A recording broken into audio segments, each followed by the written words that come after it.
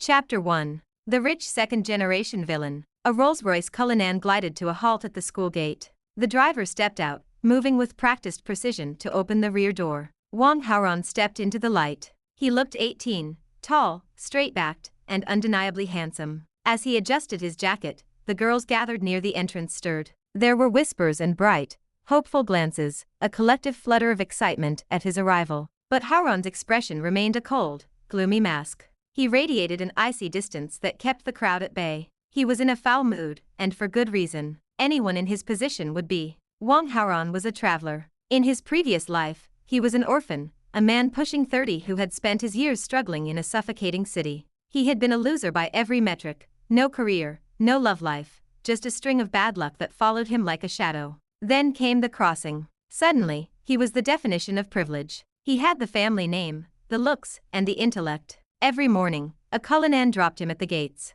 His pocket money was an endless fountain. For the first few days, he had lived in a state of euphoria, literally laughing himself to sleep. After a lifetime of hardship, this new reality felt like a fever dream he never wanted to wake from. But the dream was curdling. Things were not that simple. Lately, he noticed a shift in the class dynamics. A poor student, a boy who usually lingered at the very bottom of the rankings, was making impossible academic leaps. This boy had even started interacting with the school beauty, the girl everyone assumed belonged with Haoran. In the eyes of their peers, Wang Haoran and the school beauty were a natural pair, even if the girl herself never admitted it. When the crane's tail, the bottom-tier student, started getting close to her, Haoran's group of followers took it upon themselves to intervene. Yesterday, 3 of Haoran's lackeys had cornered the boy for a deep education. It should have been a slaughter. 3 against 1, backed by wealth and power. Instead, the 3 followers had been decimated. The loser student had beaten them all.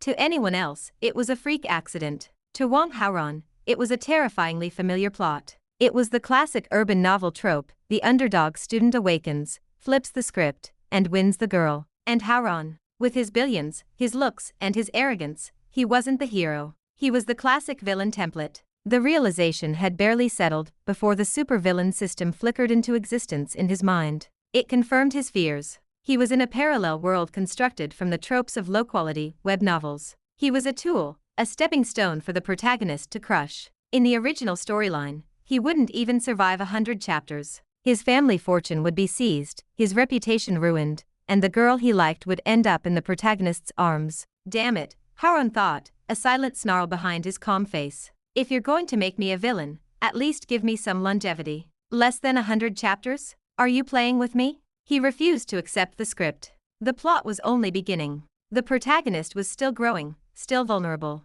Haoran had the resources, the foreknowledge, and the warning. He could counterattack. Boss. A voice broke his internal monologue. A boy wearing a low slung had approached from behind. Even under the brim, the bruises on his face were purple and angry. This was Fan Jian. He was accompanied in spirit, if not in person, by 2 others, Fan Tong and Qin Xiaosheng. Haoran winced at the names. Fan Jian, mean. Fan Tong, rice bucket. Qin Xiaosheng, beast. The author of this world hadn't even tried to be subtle. These were the names of disposable thugs. Fan Jian looked at the ground, his face burning with shame. 3 of them hadn't been able to lay a finger on one poor kid. He waited for the explosion, for the scolding he knew was coming. Boss, Fan Jian muttered, if you want to beat us or scold us, go ahead. We embarrassed you. Haoran looked at him, his gaze level. Why are you the only one here? Where are the other 2? Fan Jian breathed a sigh of relief when he realized the yelling wasn't starting yet. Well, back to you, boss.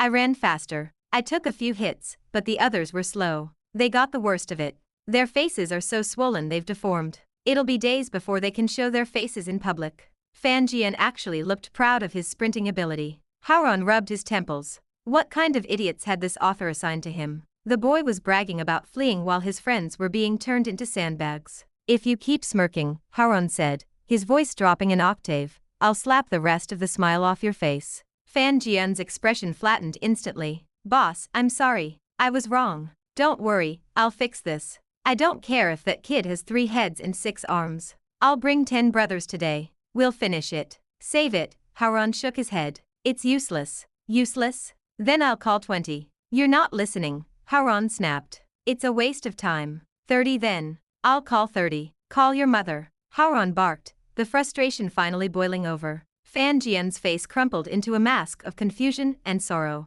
My mom. But boss, she's a weak woman. How is she going to help us beat him up? Haoran closed his eyes, fighting the urge to physically strike the boy. He took a deep breath, forcing himself to be calm. Don't do this kind of thing again, Haoran said firmly. No more ambushes. No more educations. But boss, that kid, we can't just let him get away with it. Haoran turned to face him fully. Let me ask you something. Am I handsome, or is he? Fan Jian didn't hesitate. You boss. No contest. He's just average. Upright at best. Is my family background better, or is his? Boss, your family has tens of billions. His family is ordinary. You can't even compare them. And my grades? Haoran continued. Am I the better student? You're top 10 in the school, boss. A scholar. That kid is at the bottom of the barrel. He's literal scum. Then it's settled, Haoran said, his voice regaining its cold confidence. I have every advantage. Why would I ever need to lose to a boy like that? Why would I stoop to his level? Fan Jian blinked, the gears slowly turning in his head. Finally, a spark of understanding hit. I get it, boss. I see now. We were being extra. We were making it a big deal when he isn't even worth your time. He's not even a speck of dust compared to you. Haoran nodded, looking at his follower with the pitying patience one might show a slow-wit child. As they walked toward the school building, a chime echoed in Haoran's mind. Ding. Behavioral guidance of a follower successful. Plot direction slightly altered. You have earned 100 villain points. Chapter 2. The School Flower Heroine. Wang Haoran stood frozen, the sudden rush of information cooling the blood in his veins. This was a first, tangible data bleeding into his consciousness from the supervillain system. A translucent interface shimmered in the air, visible only to him. Host Wang Haoran. Combat Strength 89. Charm 198. Average Adult Male 100. Villain Halo 99. Villain Points 100. Skills none. He scanned the attributes. A combat score of 89 made sense. Born into a life of luxury, and shuttled between gates in private cars, he'd never had a reason to throw a punch or break a sweat. He was soft. But a charm score of 198? That was undeniable. Mirroring his thoughts, his reflection in a nearby window showed a young man of high birth and higher education, a campus grass whose effortless poise broke hearts daily. System, he projected his thoughts, his mental voice sharp. The villain Halo. Is 99 supposed to be a high score? Replying to host, the villain Halo is your unique counterpart to the protagonist's Halo. A protagonist's aura never dips below 300. Your current 99 is dangerously low. Your demise may be approaching faster than anticipated. The notification blinked red. Damn it. He hissed under his breath. He shifted his stance, his eyes narrowing. How do I boost it? By plundering the protagonist's luck and capturing the heroines, you will earn villain Halo points. Capturing the heroine? A slow, predatory smile touched his lips. That, I can do. If I match the protagonist's points, or exceed them, does that mean I dodge my scripted end? The host's understanding is partially correct.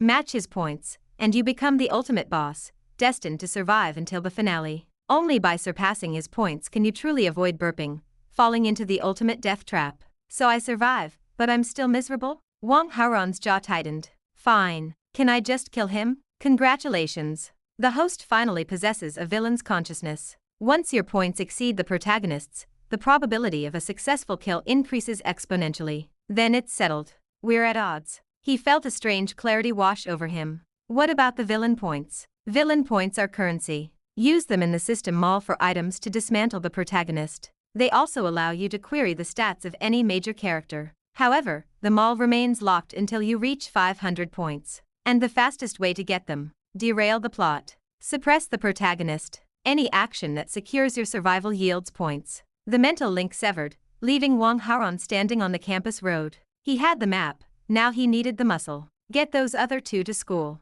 Now, Wang Haoran commanded, looking over at Fan Jian. Ha, but, Fan Jian started, blinking in confusion. Don't awe me, Wang Haoran snapped, cutting him off before the idiocy could spiral. Just do it, no questions. Right, on it, boss. Fan Jian fumbled for his phone. After a frantic minute of whispering, he tucked the device away. Fan Tong and Qin Shaosheng are already on their way. Wang Haoran nodded, his pace steady as they moved toward the main building. Hey, look, it's the sister-in-law. Good morning. Fan Jian's voice boomed across the quad, directed at a figure near the fountain. Wang Haoran tracked the shout. She was tall, her presence commanding attention even in a drab school uniform. Long, ink-black hair framed a delicate face with features so precise they looked mathematically perfected. This was Su Muyan, the class study rep, the school's flower, and one of the central heroines of this twisted story. In any sane reality, a girl like Su Muyan and a guy like Wang Haoran were a perfect match.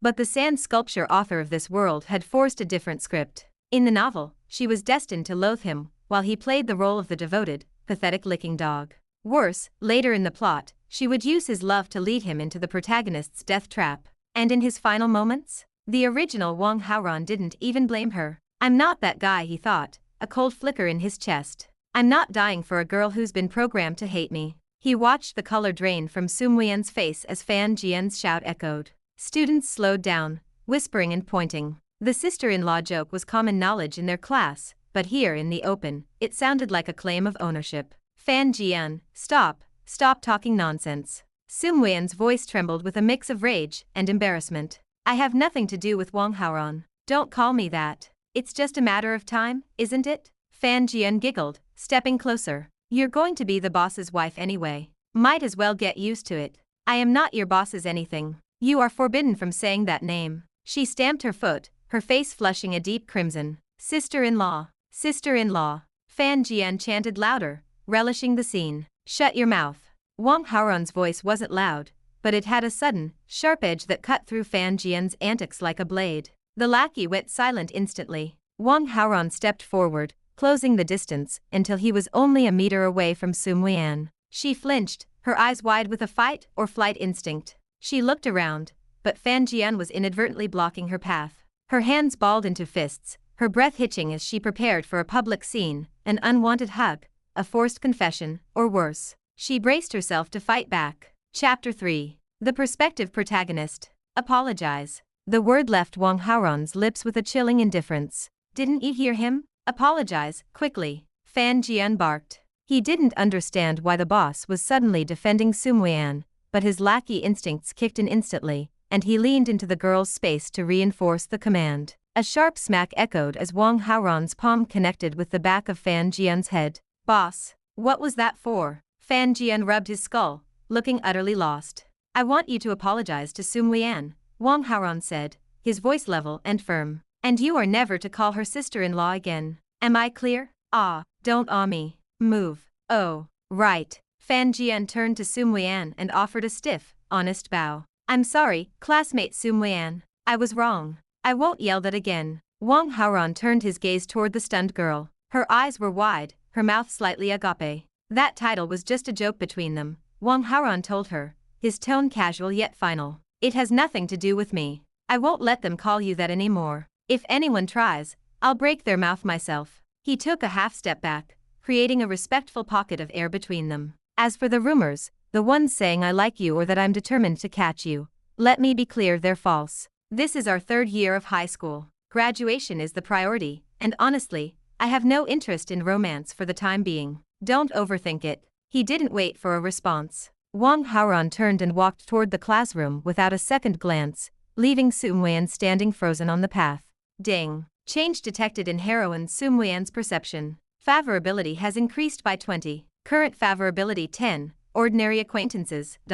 Ding. Host has influenced the direction of the original plot. Rewarding 200 villain points. The system prompts chimed in his mind just as he reached the classroom door. He wasn't surprised. Su Muyan's previous distaste for him had been a simple equation: constant gossip plus harassment from his lackeys equals resentment. To a teenage girl focused on her studies, that kind of attention was a nuisance, not a romance. By clarifying his stance and silencing Fan Jian, he had reset the board. 10 points meant they were now on the same starting line as any other pair of classmates. More importantly, he had his currency. He pulled up the interface mentally. Host Wang Haoran. Combat Strength 89. Charm 198. Villain Halo 99. Villain Points 300. Skills none. 300 points, he noted. 200 more and the mall opens. He desperately hoped for something to boost his combat stats. Judging by how protagonists usually handled 3-on-1 fights, the average score of 100 was likely child's play to his enemy. As he stepped into the room, the hair on the back of his neck prickled. He felt it, a gaze boring into him from the back row. He looked toward the tail of the crane seats. There sat Chu Bai. The name itself felt like a neon sign for a protagonist, one of the 4 great surnames of web novels Ye, Lin Xiao, and Chu. Deep in Chu Bai's eyes, a simmer of hatred burned. No doubt he blamed Wang Haoran for the 3 lackeys who had cornered him after school yesterday. Wang Haoran didn't bother explaining that they'd acted on their own. Why bother? A villain and a protagonist were born to be at odds. System, scan Chu Bai's attributes. Query requires 100 villain points. Proceed. Yes. A new panel shimmered into existence. Protagonist Chu Bai. Combat strength, 155. Charm 100. Protagonist Halo, 357. Skills, X-ray vision, perspective. X-ray vision. Wang Haoran felt the 100 points had been a bargain. Knowledge was the only way to survive. Chu Bai's charm was a dead average 100, a total passerby face. It was absurd that this guy ended up with a harem in the original plot, while Wang Haoran, with 198 points of explosive charm, was destined to be hated. The combat score of 155 was the real threat. In the original script, Chu Bai used that strength for heroic rescues, winning hearts through violence. System, Wang Haoran thought, a dark impulse taking hold. If I just pay someone to kill Chu Bai right now, what are the odds? The protagonist's halo is too high. With your current villain halo of 99, the chance of success is near 0. Near 0 isn't 0. Why can't I just try it? When a protagonist faces a massive crisis, their luck triggers a breakthrough. They won't just survive, they will become stronger. This would be catastrophic for the host. Wang Haoran sighed, a weight settling in his chest. The plot armor was thick. Do not be discouraged. You can weaken his aura, plunder his opportunities, seize the heroine's hearts and minds. Only then can you move for the kill. Wang Haoran tightened his grip on his bag. He had to dismantle the legend piece by piece. If he didn't strip Chu Bai of his light, he'd be buried by it. Chapter 4. The Double Standard. Wang Haoran maintained his focus on the system interface, though he felt the shift in the room's atmosphere the moment Muyan stepped through the classroom door. Chu Bai snapped his eyes away from Wang Haoran, a wide, eager grin splitting his face as he trotted toward her. He had recently traded his long, shaggy hair for a harsh buzz cut. On a man with average features, the style acted like a spotlight for every flaw, emphasizing the plainness of his passerby face. He looked, quite frankly, ridiculous. But without a mirror in front of him, he seemed convinced he was radiating charm. Classmate Su, you're here, Chu Bai said, his voice brimming with forced cheer. We still have a few minutes before the bell. I've got a mountain of study questions. Are you free to help me out? Of course. Su Muyan offered a small, patient smile. Her role as study rep wasn't just a title,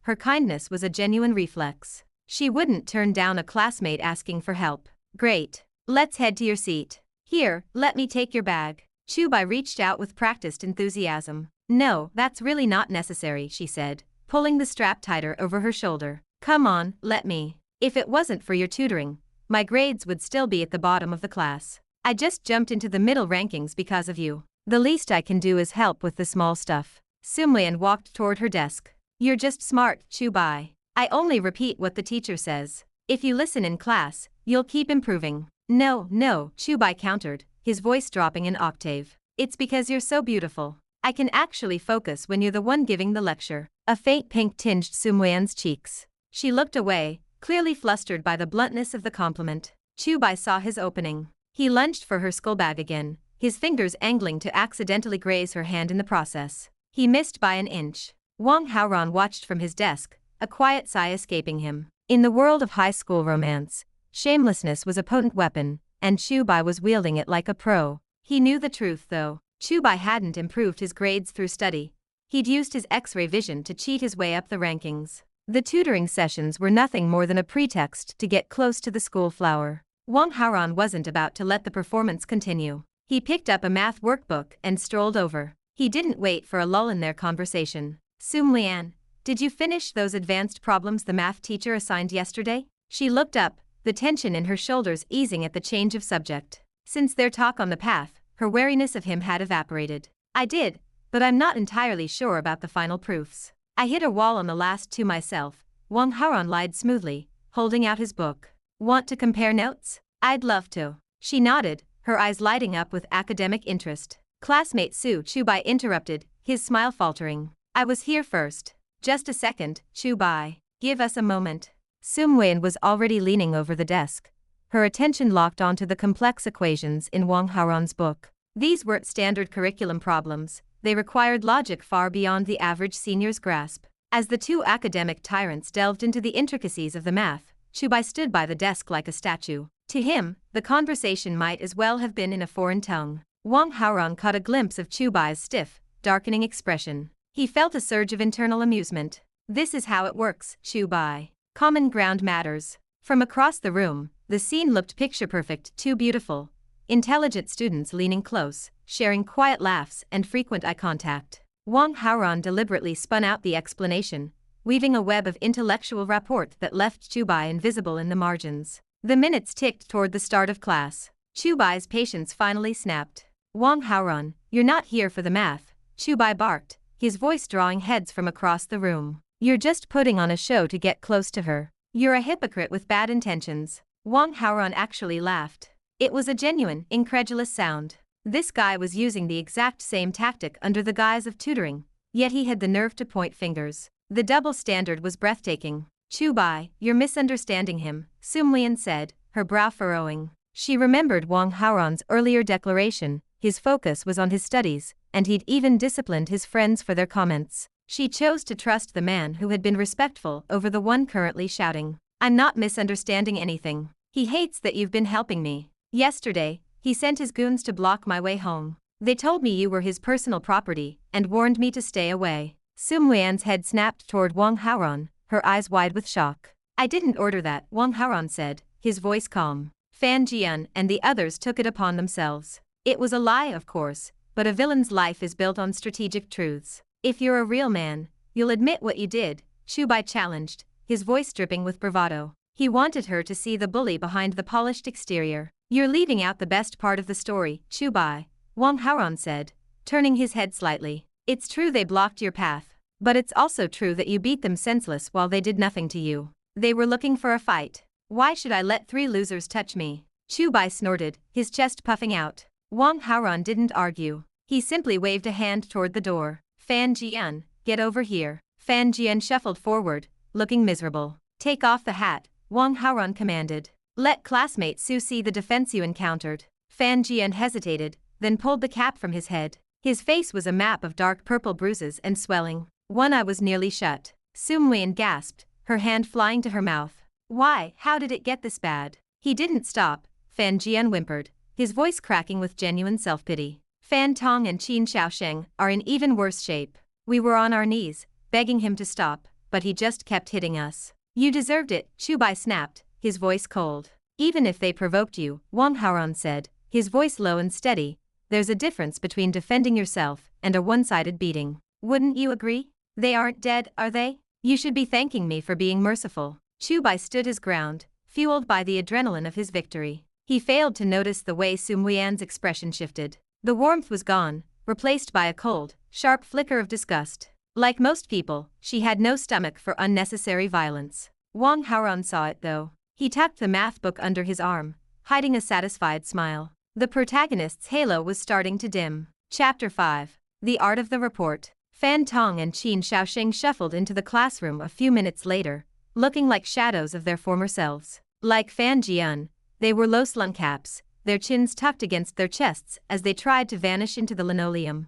Wang Haoran didn't give them the chance. He struck while the iron was hot. Stop hiding, he commanded, his voice cutting through the morning chatter. Take off the hats. As the caps came off, a collective gasp rippled through the room. Two pig heads appeared. Fan Tong and Qin Shaosheng were barely recognizable, their faces were swollen, purple, and deformed. Patches of skin were raw and weeping where knuckles had connected with bone. It wasn't just a scuffle, it was a massacre. Muyan flinched, her eyes darting away from the gruesome sight. How could someone do this? Her voice was a horrified whisper. It's too ruthless. Wang Haoran let a look of stunned disbelief wash over his face before turning to the small crowd gathering around. Both sides made mistakes here. That's clear. But look at them. He gestured toward his bruised lackeys with a sigh of weary maturity. Here's what I think, Chu Bai, you apologize to them. In exchange, I'll personally cover all their medical bills, and we'll put this behind us. It's the third year, we don't need this drama. What do you say?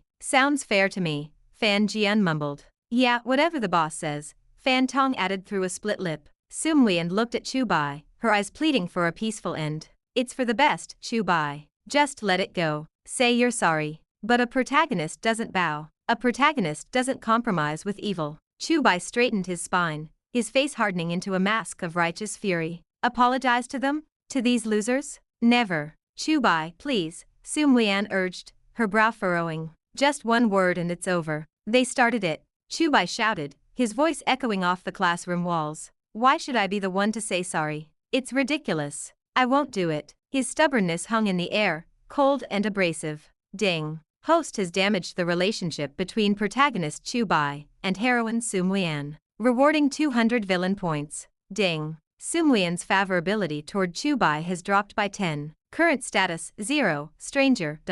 Ding. Chu Bai's protagonist Halo -20. Host's villain Halo +20. Wang Haoran suppressed a smirk. It's working. By pushing a reasonable solution, he had forced Chu Bai into the role of the irrational aggressor. Now, to Muyan, Chu Bai was a stranger with a violent streak, while Wang Haoran was the level-headed peacemaker with a 10-point lead. He quickly scanned his status. Villains Halo 119. Villain points 400. He had earned 500 total, but the 100-point tax for the skin had left him just short of opening them all. He needed one more move. Between classes, Wang Haoran beckoned his 3 bruised followers into a quiet corner of the hallway. Boss, we were just careless yesterday, Fan Tong spat, wincing as he spoke. We didn't know he could actually scrap like that. Total fluke. Give the word, boss, Qin Xiaosheng added, his eyes burning with resentment. We'll pull a group together after school. We'll turn Chu Bai's head into a real pig's head this time. Shut up, Wang Haoran snapped.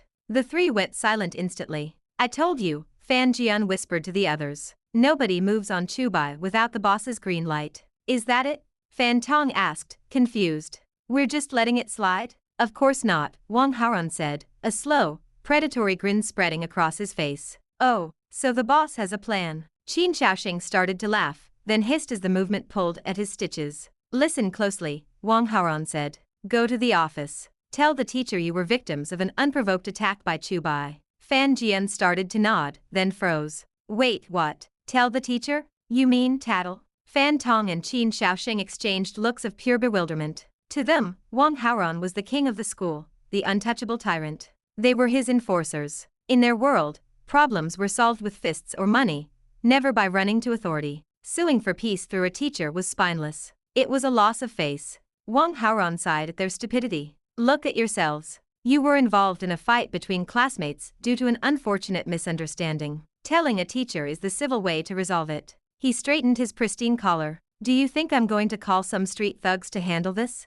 Please. I am the son of a wealthy family. I have received a prestigious education. I am a student of character and merit. Why would I soil my hands with a street brawler when the system can do it for me? The 3 stood there, mouths agape. It was flawless logic, yet it felt entirely wrong for a school bully. Still, they obeyed. 3 battered students limped toward the moral education department. The class bell rang. Moments later, the heavy-set deputy director of moral education appeared at the door and hauled a protesting Chu Bai away. On his heels, a woman in sharp heels and designer glasses entered the room. Zhenyu. At 24, the English teacher and head of class was a force of nature, hot-tempered, brilliant, and stunningly beautiful. She scanned the room, her eyes narrowing as she noted the 4 empty desks. The tension in her shoulders was visible, the pressure of the third-year exams was already mounting, and absenteeism was her trigger. Teacher Song, Wang Haoran mused, watching the fire flicker in her eyes. Is she a heroine too?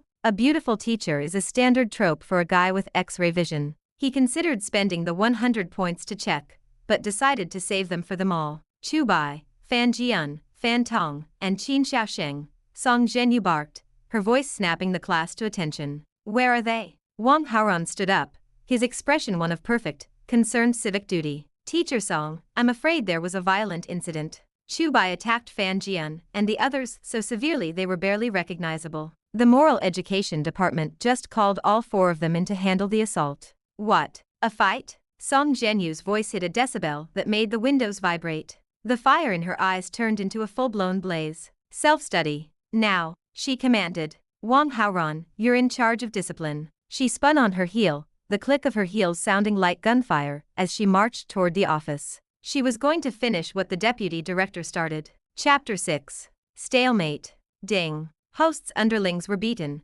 Host chose to inform authority. The original plot direction has shifted. Rewarding 200 villain points. Ding. Current villain points exceed 500. System mall is now open. The notifications chimed the moment Song Zhenyu's heels stopped clicking down the hall. Wang Haoran leaned back in his chair, a slow smile spreading across his face. It was exactly as he'd calculated. In the world of the sand sculpture author, a villain always retaliates with more violence, leading to a cycle of escalation where the protagonist eventually triumphs. By choosing the most boring, law-abiding path, he had broken the script entirely. 600 points. He turned his focus inward, finding a new interface shimmering alongside his attribute panel. The mall was sparse, no rows of items, only a single, glowing lottery wheel. I have 600 points, Wang Haoran thought. Show me what I can buy. Back to host, 600 points cannot purchase items directly. The cheapest catalog entry requires 1,000 points. It is recommended that the host try the lucky draw. Each spin costs 500 points. High-tier rewards are possible, though there is a risk of receiving nothing. A gamble. Wang Haoran watched the wheel. Better a chance at something powerful than waiting for 400 more points, while the protagonist adjusts. He felt the mental weight of 500 points vanish as the wheel began to spin. Colors blurred. The ticker clicked rhythmically, slowing until it landed on a soft, vibrant pink segment. Ding. Congratulations. Great luck. You have drawn Peach Blossom Eyes, a passive trait worth 1,500 points. Use immediately. He didn't hesitate. Use it. He pulled his phone from his pocket, angled the screen, and checked his reflection. At first glance, nothing had changed. His eyes were the same shape, the same dark hue. But when he pulled up his status, the charm value had jumped from 198 to a staggering 268. He stood up and crossed the room. Is this seat taken? He asked, gesturing to the chair next to Muyan. I wanted to finish that proof we were working on.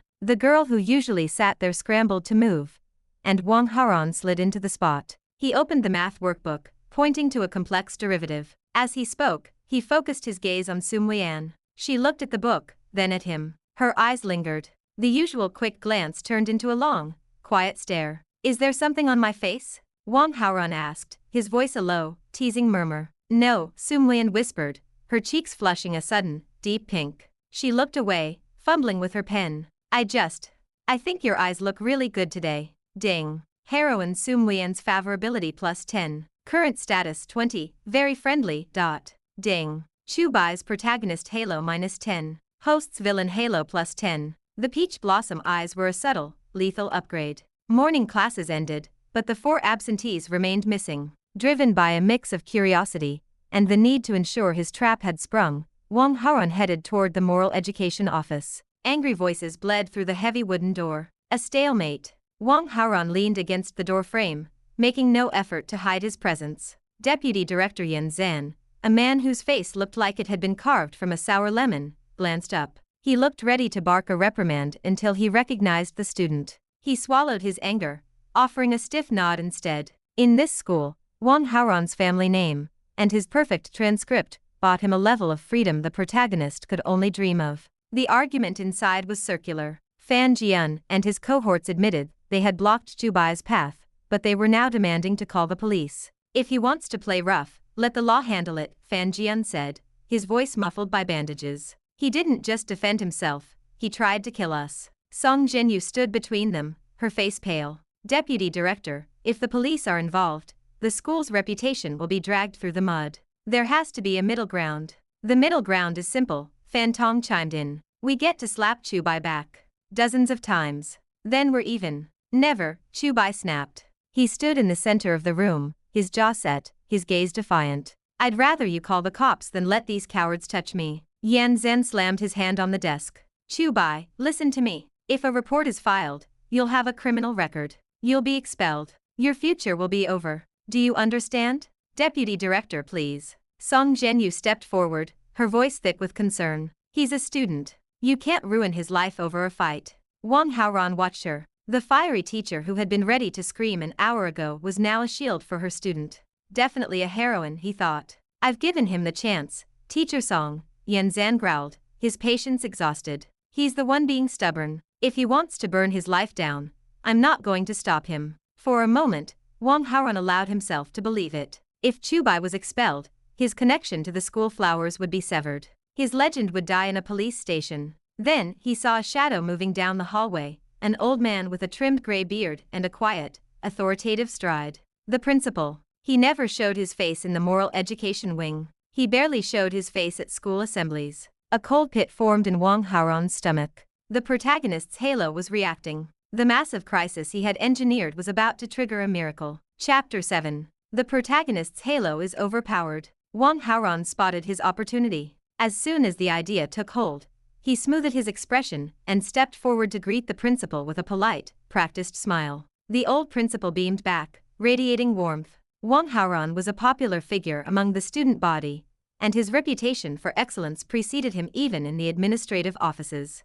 "Principal, is there anything you need help with here at the Moral Education Office?" Wang Haoran asked, his voice dripping with helpful intent. "If there is, I'd be happy to assist." "It's nothing, thank you. I'm just taking a walk around." The old principal waved a hand dismissively, his smile lingering as he turned toward the office door. "I hope this works out," Wang Haoran whispered to himself, a small prayer for his schemes. His optimism lasted exactly 3 seconds. As the principal stepped inside, a surprised exclamation drifted through the open door. "Lady, why are you here? Grandpa, is that you? What are you doing here?" Chu Bai's voice rang out from within. Wang Haoran smacked his palm against his forehead, the weight of sudden depression sinking into his gut. The old principal, a man rarely seen outside of formal ceremonies, had inexplicably wandered into the moral education wing, and of course he was intimately acquainted with Chu Bai. Wang Haoran had painstakingly constructed a trap designed to ruin Chu Bai, a situation so unfavorable it should have been the end of the boy's reputation.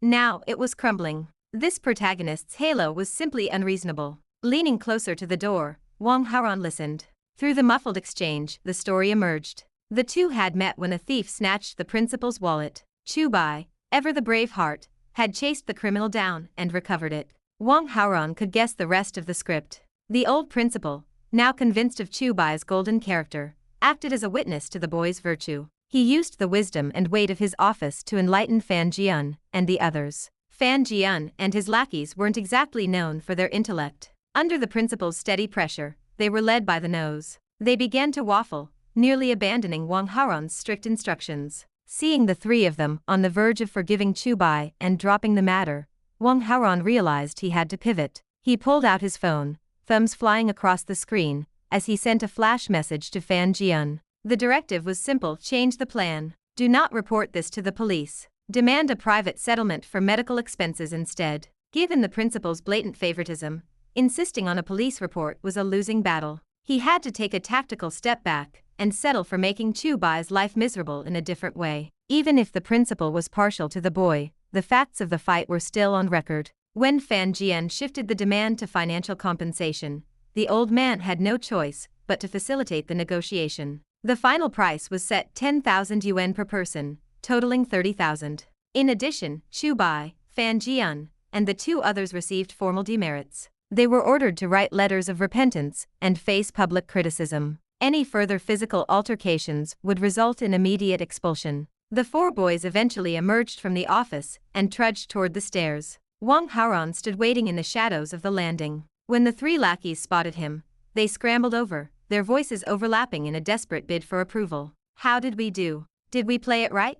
Wang Haoran offered a nod of approval. "You did well." They weren't bright, but they hadn't completely ruined the play. For that, Wang Haoran was content. Praise, however, was only the beginning. He pulled his phone back out and initiated 3 transfers. 50,000 yuan landed in each of their accounts instantly. To high school students from average families who lived on less than 1,000 yuan a month, 50,000 was a staggering fortune. The pain in their bruised faces seemed to vanish instantly, replaced by wide, fawning grins. Just then, Chu Bai rounded the corner. He stopped, his gaze locking onto Wang Haoran with cold, simmering hatred. 30,000 yuan in compensation would be a devastating blow to his struggling family. He knew, with a bone-deep certainty, that Wang Haoran was the architect of this disaster. If Fan Jian hadn't blocked the road on his orders, the fight never would have happened, and the debt wouldn't exist. Chu Bai's jaw tightened.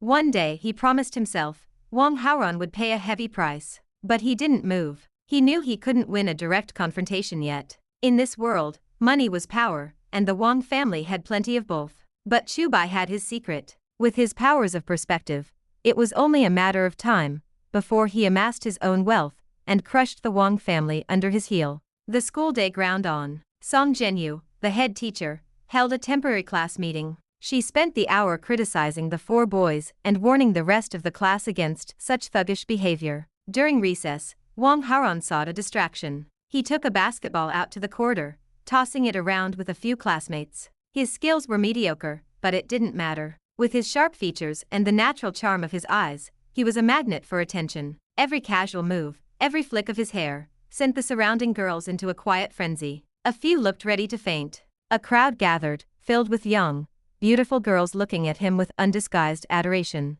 Wang Haoran knew he could have any of them with a single word. It was a heady, powerful feeling. But the mood broke when a younger brother leaned in to whisper a report. Muyan had asked Chu Bai to meet her in the stairwell. The thrill of the crowd vanished. Wang Haoran dropped the ball and headed for the stairs. He slipped into the shadows of the landing just in time to hear the conversation. "Are you really going to tell your parents about this?" Muyan asked. "If they find out I was fighting, it's fine." "It's not the first time," Chu Bai said, his eyes darting away. "But if my dad finds out about the 30,000, he's fierce. I'll be in for it." He was lying. His pride wouldn't let him admit that his family simply didn't have the money. 30,000 is a lot, Muyan said softly. "I can help you with it." Wang Haoran bristled. Muyan was a kind person, and in her mind, the fight had happened because of her. Even though she barely knew Chu Bai, her conscience was driving her to step in. This is unbelievable, Wang Haoran thought. Her favorability toward Chu Bai was at 0,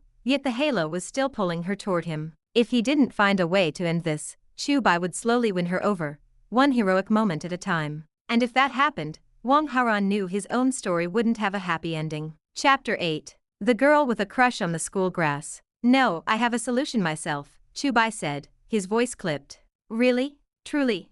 Muyan didn't believe him. Her brow furrowed, her eyes searching his face for any sign of the truth. "Really? I have a lot of private money saved up, things I usually receive during New Year's and birthdays. I can handle it." Chu Bai lied again. This time, his gaze didn't waver. He stared back with a sudden, sharp confidence. Watching from the shadows of the corridor, Wang Haoran felt a spark of realization. A slow smile curled the corners of his mouth. The boy is planning to use his perspective powers to gamble or find treasure. He thinks he's found a shortcut to wealth. Wang Haoran stepped into their line of sight, smoothing his expression into one of casual curiosity. "Hey, Muyan, what are you two talking about?"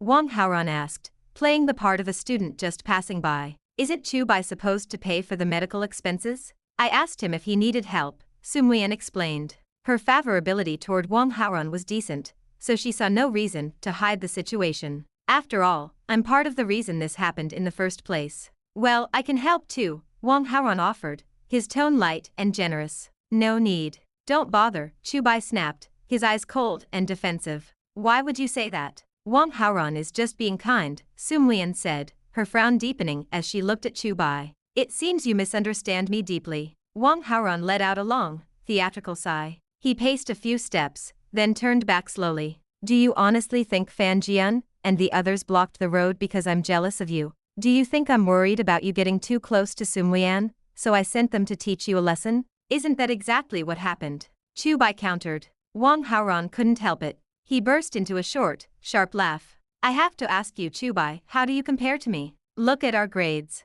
Look at our family backgrounds. If the two of us were to pursue Muyan together, do you really believe you could beat me? Where did you get the confidence to think I'd ever be jealous of you? You." Chu Bai's throat tightened. He was choked for words because every syllable Wang Haoran uttered was a cold, hard fact. "Judging by your face, you know I'm right," Wang Haoran continued, pressing the advantage. "So tell me, why would I bother finding someone to beat you?" Chu Bai's face flushed a deep, embarrassed red. He stood there, unable to find a single word to refute the logic. Ding. The host successfully attacked the protagonist Chu Bai's self-confidence. Chu Bai's protagonist Halo, -10. Host's villain Halo, +10. This works too. The sudden system prompt caught Wang Haoran off guard. He had only intended to bruise Chu Bai's ego, but the unexpected gains were a welcome bonus. Chu Bai looked miserable, his expression twisted with resentment. Wang Haoran ignored him, turning his attention to Muyan. She was looking at him with a strange, unreadable expression.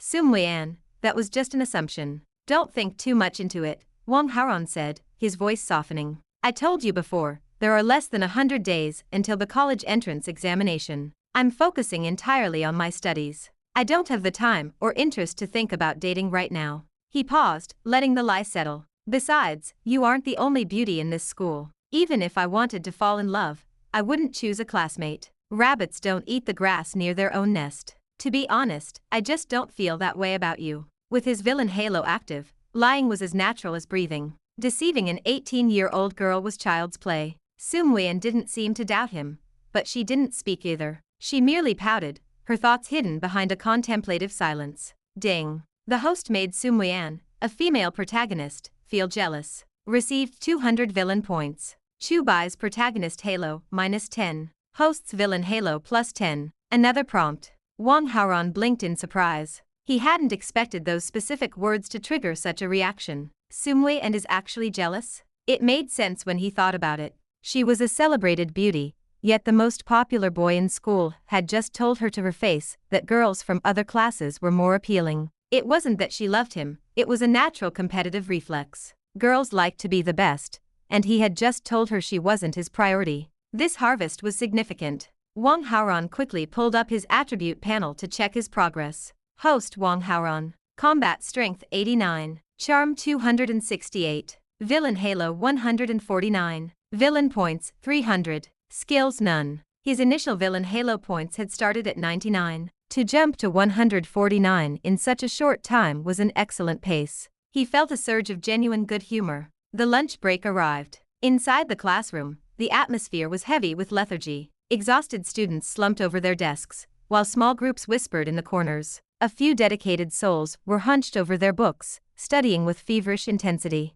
Some, however, were only pretending to work. Chu Bai held his book up, but his eyes were constantly drifting towards Muyan's desk. He waited, his heart thudding, for her to finish her work. When she finally put down her pen and stretched, he saw his opening. He moved to stand up, intending to ask her a question to bridge the distance between them. But before his feet could even touch the floor, he sat back down with a jolt of anger. Damn that Wang Haoran. Chu Bai cursed silently. Across the room, Wang Haoran had already reached Muyan's desk. He didn't look at Muyan though. He stopped beside her table mate. Well, can I change positions for a bit? Wang Haoran asked. He didn't use a name because he couldn't remember it. He only recalled it started with Wen. The original Wang Haoran was a character who ignored every girl except the heroine, so the memory was blank. In truth, the girl sitting next to Muyan was quite striking. On a scale of 100, if Muyan was a 95, this girl was a solid 90. Hearing his voice, the girl looked up. She came face to face with the handsome schoolgrass, his eyes bright and magnetic. Her heart skipped a beat. Terrified that he would see her blush, she quickly lowered her head. My name is Wen Jing, she said, her voice tinged with a faint, hidden sadness. She immediately gathered her textbooks, clutching them to her chest to make room for him. Oh, Wen Jing. I'll remember that, Wang Haoran replied politely. He didn't look at her again. Despite her beauty, she wasn't a protagonist, which meant she was of no use for farming villain points. But as Wen Jing hurried away to take Wang Haoran's empty seat, she felt as though she were walking on air. His simple acknowledgement tasted like honey. She reached his desk and began tidying his cluttered books with trembling hands. She traced the neat, sharp handwriting on his exercise books and, when no one was looking, leaned down to catch the faint, lingering scent of his cologne on the desk. Wen Jing closed her eyes, completely intoxicated by the trace of him. Chapter 9. The Protagonist's Money-Making Plan.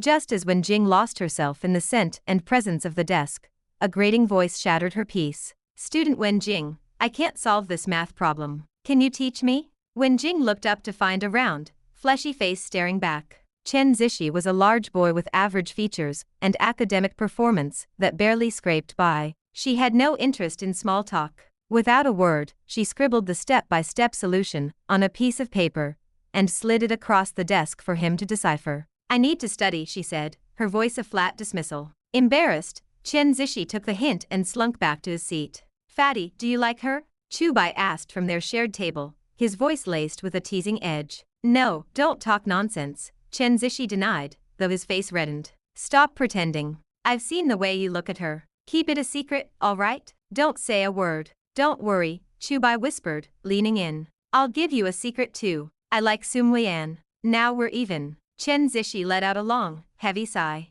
It seems we suffer from the same affliction. I'm not like you, Chu Bai countered, his voice surging with sudden confidence. Sooner or later, I will win her over. Muyan will be my woman. Chen Zishi gestured toward the distant seats where the school's golden couple sat. Look at them. Wang Haoran and Muyan are laughing and discussing their studies. There are sparks flying everywhere. What chance do you have? Wang Haoran is a coward who hides behind others, Chu Bai said, his tone turning bitter. I'll expose his true colors eventually. When I do, she'll despise him. He really is annoying, Chen Zishi agreed, his own resentment bubbling up. He always makes Wen Jing give up her seat just so he can study near Muyan. Fine, go get her. I'm rooting for you. Chu Bai patted Chen Zishi on the shoulder. Hold me to that. When Muyan becomes my girlfriend, I'll make sure she puts in a good word for you with Wen Jing. They're best friends, always together. If Muyan backs you, you'll actually have a shot. Good brother. Don't forget that promise. Chen Zishi's excitement was palpable.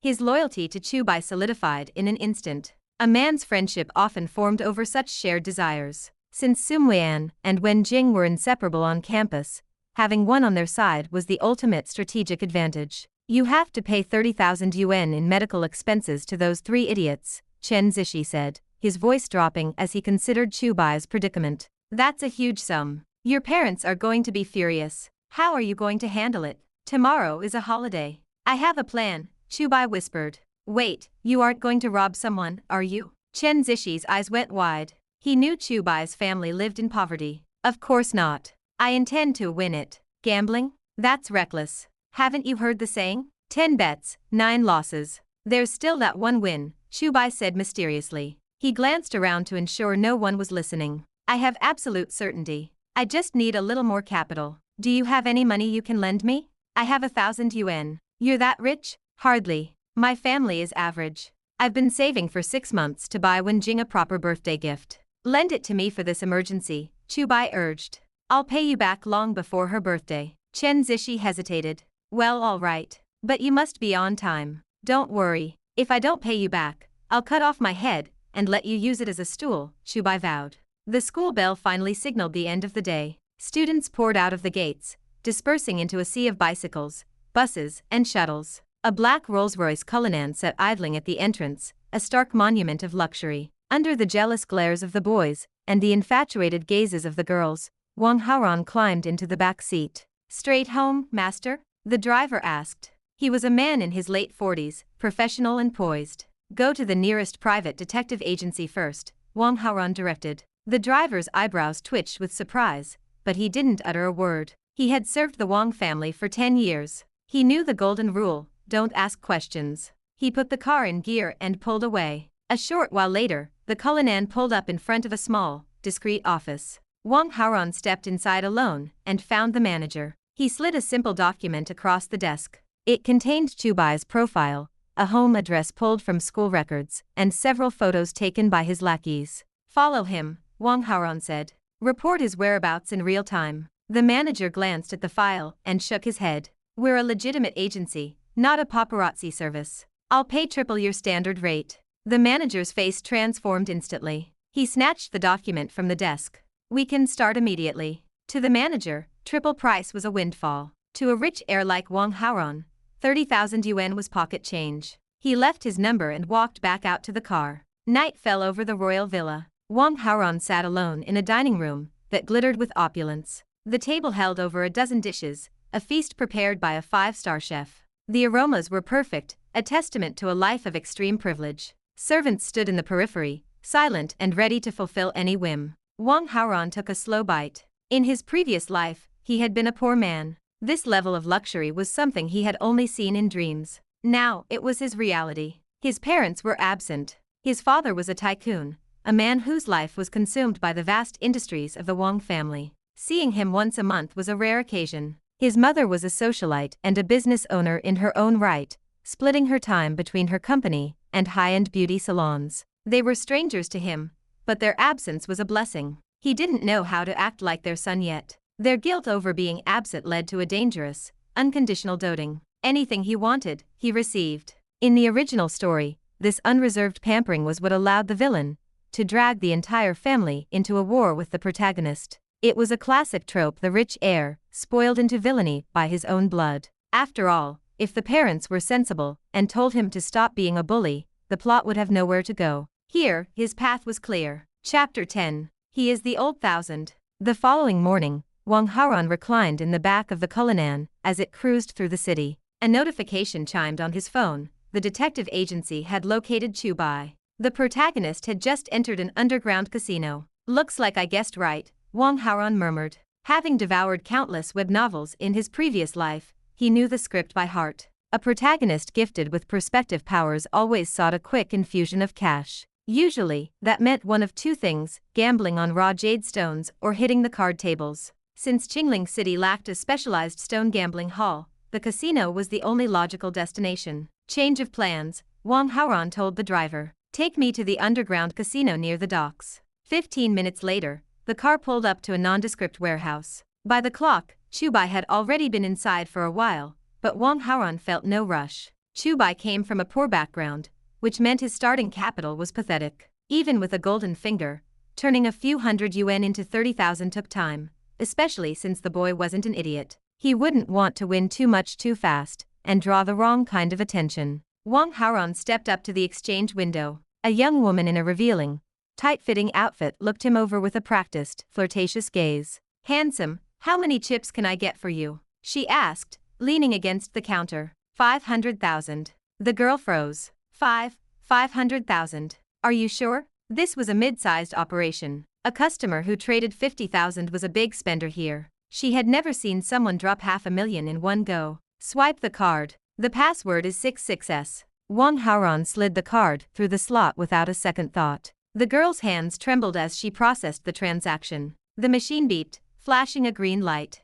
Success. Her demeanor shifted instantly. She signaled a colleague to cover her window and hurried out to meet Wang Haoran, her smile wide and predatory. To her, this wasn't just a customer. This was a massive, golden sheep ready for the shearing. "Handsome, what's your game? Let me give you a tour," she said, practically pressing her body against his arm. Wang Haoran stepped forward, avoiding the contact. A flash of genuine disgust crossed his features, and the girl stiffened, pulling back awkwardly. "I don't like the games you play out here," Wang Haoran said, his voice cold. "I want to play my own way. One bet, 500,000 chips. Total win or lose in a single hand." The girl blinked, stunned.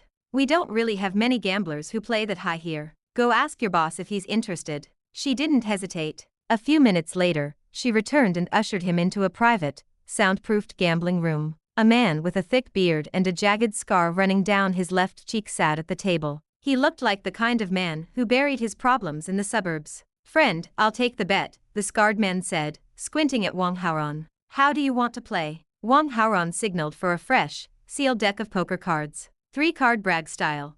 But we only deal 1 card each. Highest card wins. In a game like that, if no one cheated, it was pure, raw luck. The scarred man studied Wang Haoran's face, searching for a hidden motive, before finally nodding. "Fine." The cards were shuffled and dealt. 1 for the house, 1 for the guest. Wang Haoran remained perfectly calm. He didn't even reach for his card. Across from him, the scarred man was less composed. He had run this casino for years and seen plenty of high-stakes drama, but a 500,000 yuan draw was a first. He carefully peeled back the corner of his card. An ace of hearts. The man nearly jumped out of his skin with relief. For Wang Haoran to win, he would need the ace of spades. The odds were astronomical. "Your turn," the scarred man said, his voice thick with triumph. "I don't believe for a second you're holding the spade." Wang Haoran lifted the corner of his card. His expression flickered, turning slightly strange. His luck was actually quite incredible. Unfortunately, he hadn't come here to win. "It seems my luck is a bit off today," Wang Haoran said, his voice tight with feigned irritation. "You win." Without showing the face of the card, he tossed it back into the deck, burying it among the others. Losing 500,000 yuan didn't bother him in the slightest. It was just pocket money. He still had over 300,000 left, and a single phone call to his doting parents would put another million in his account by dinner. The scarred man let out a long, ragged breath, his eyes gleaming at the sight of the chips being raked in. "Friend, you play big. For a second, I thought you were a pro here to crash my business." "I'm no pro," Wang Haoran replied, seizing the opening. "But I did notice a real pro entered your floor earlier." This was the hook. The 500,000 was just the price of admission to get the boss's ear. In my house, anyone caught cheating, anyone playing as an old thousand loses a hand, the scarred man growled, his voice turning murderous. Who are you talking about? I won't let it slide. You have surveillance, don't you? Of course. It's state of the art. Lead the way. The man took Wang Haoran to a cramped, dark monitoring room lined with high-definition screens. Dozens of angles covered every table and every gambler. Security staff sat in silence, eyes glued to the monitors, watching for the slightest sleight of hand. There, Wang Haoran said, pointing to a screen in the corner. Chu Bai sat at a poker table, looking unassuming in his white t-shirt. Rewind the feed, the scarred man ordered. Look for a mark. The technician ran the footage back frame by frame. They watched Chu Bai's hands, his eyes, the way he handled his chips. Nothing. No hidden cards, no signals, no mechanical devices.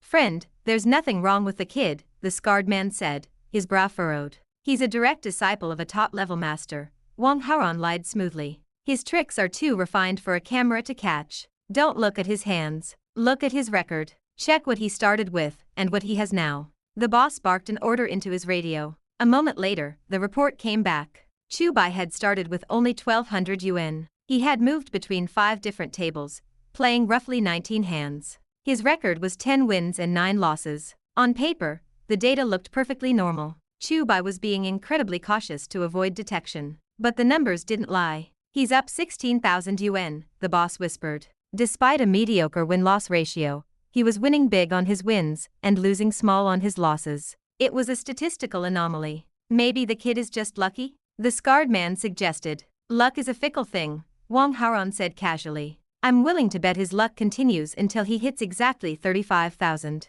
I've seen his type before. They have rules for themselves to avoid drawing heat. Rules? Wang Haoran checked his watch, pretending to be in a hurry. I recognized him from another venue. I just thought I'd mention it as a courtesy since I was here. Anyway, it's none of my business. I have things to attend to. Let's play again sometime. He didn't wait for a reply. He walked out of the casino, leaving the seed of suspicion to grow. Once he was gone, the scarred man kept his eyes glued to the screen. Sure enough, Chu Bai's chips continued to stack up. He won, he lost, but the pile grew steadily. As soon as his winnings hit 35,000, Chu Bai stood up, pocketed his chips, and headed for the exit. He really is an old thousand. The boss roared. He grabbed his walkie-talkie, his voice cracking with rage. At the exit, stop the brat in the white t-shirt. Don't let him leave. Chapter 11. The Troubles of the School Grass. At the exchange window, Chu Bai's face was flushed with a heat he couldn't suppress. He looked at the pile of chips in his hands,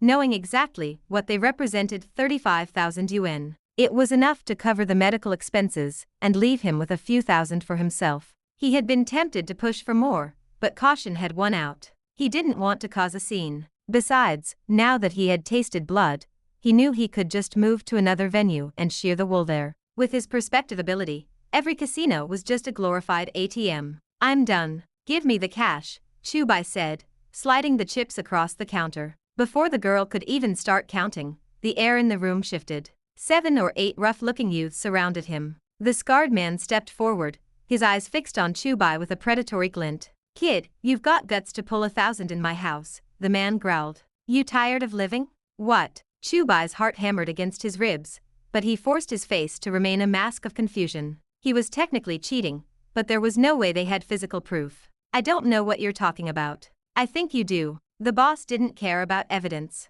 He nodded to his men. Grab him. Tie him up. Screw you. Chu Bai wasn't just a lucky gambler, he was a ruthless fighter when cornered. Before the boss could react, Chu Bai delivered a lightning-fast kick straight to the man's groin. The boss collapsed instantly, a strangled cry escaping his throat. The lackeys froze in shock for a split second, long enough for Chu Bai to throw 2 more punches, knocking aside the men blocking the path.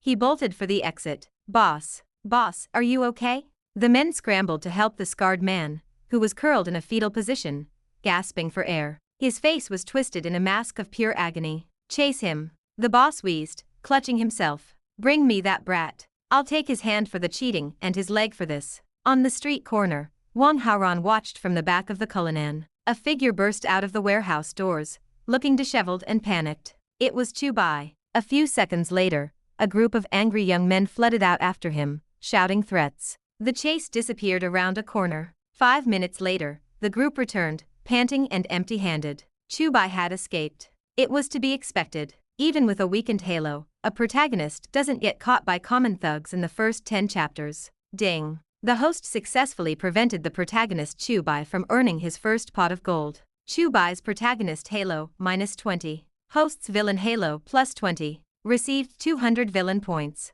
500,000 yuan well spent, Wang Haoran thought, checking his updated panel. Villain halo 169. Villain points 500. He considered using the points for a prize draw but decided against it. If he ran into a new heroine, or an important character, he needed points in reserve to check their stats. For the rest of the weekend, Wang Haoran tracked Chu Bai's movements. After the incident with the scarred man, who had clearly put out a wanted notice among local gambling circles, Chu Bai didn't dare set foot in another casino. Monday morning arrived. Wang Haoran strolled into the classroom, whistling a quiet tune. When he opened his desk, a cascade of colorful envelopes spilled out. The troubles of being the school grass, he thought with a smirk. He opened a few. They were all love letters, lavish, poetic, and filled with the desperate pining of high school girls. He read them with a certain detached amusement, but none of the names stuck. However, one letter stood out. It was unsigned, written in a neat, delicate hand that felt oddly familiar.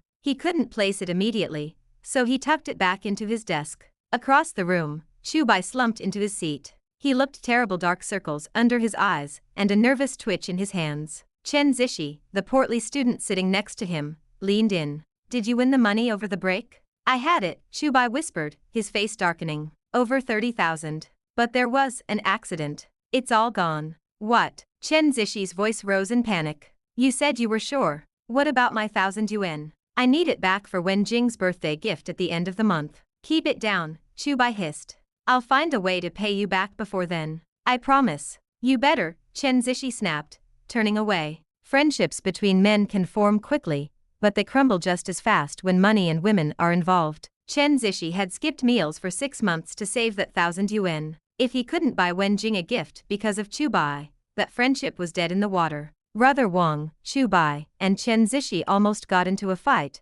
One of Wang Haoran's little brothers reported a few minutes later. He listened as the boy relayed the conversation. Chu Bai borrowed money from Chen Zishi? Wang Haoran pondered. In most urban novels, the protagonist always has a fat sidekick who provides comic relief and unwavering loyalty. System, check Chen Zishi's information. Query requires 100 villain points. Proceed. Yes. Important supporting role Chen Zishi, protagonist faction. Combat strength 69, charm 57. Supporting halo none. I knew it, Wang Haoran murmured. System, if I destroy the relationship between the protagonist and his sidekick, do I get rewards? Yes. Such operations significantly affect the original plot, yielding villain points and halo points. Understood. He needed a wedge to drive between them. The wedge was Wen Jing. As he thought of her name, his eyes drifted back to the unsigned love letter in his desk. He pulled it out and examined the handwriting again. On the corner of his desk, there were still a few small notes Wen Jing had left behind from the last time they swapped seats for a study session.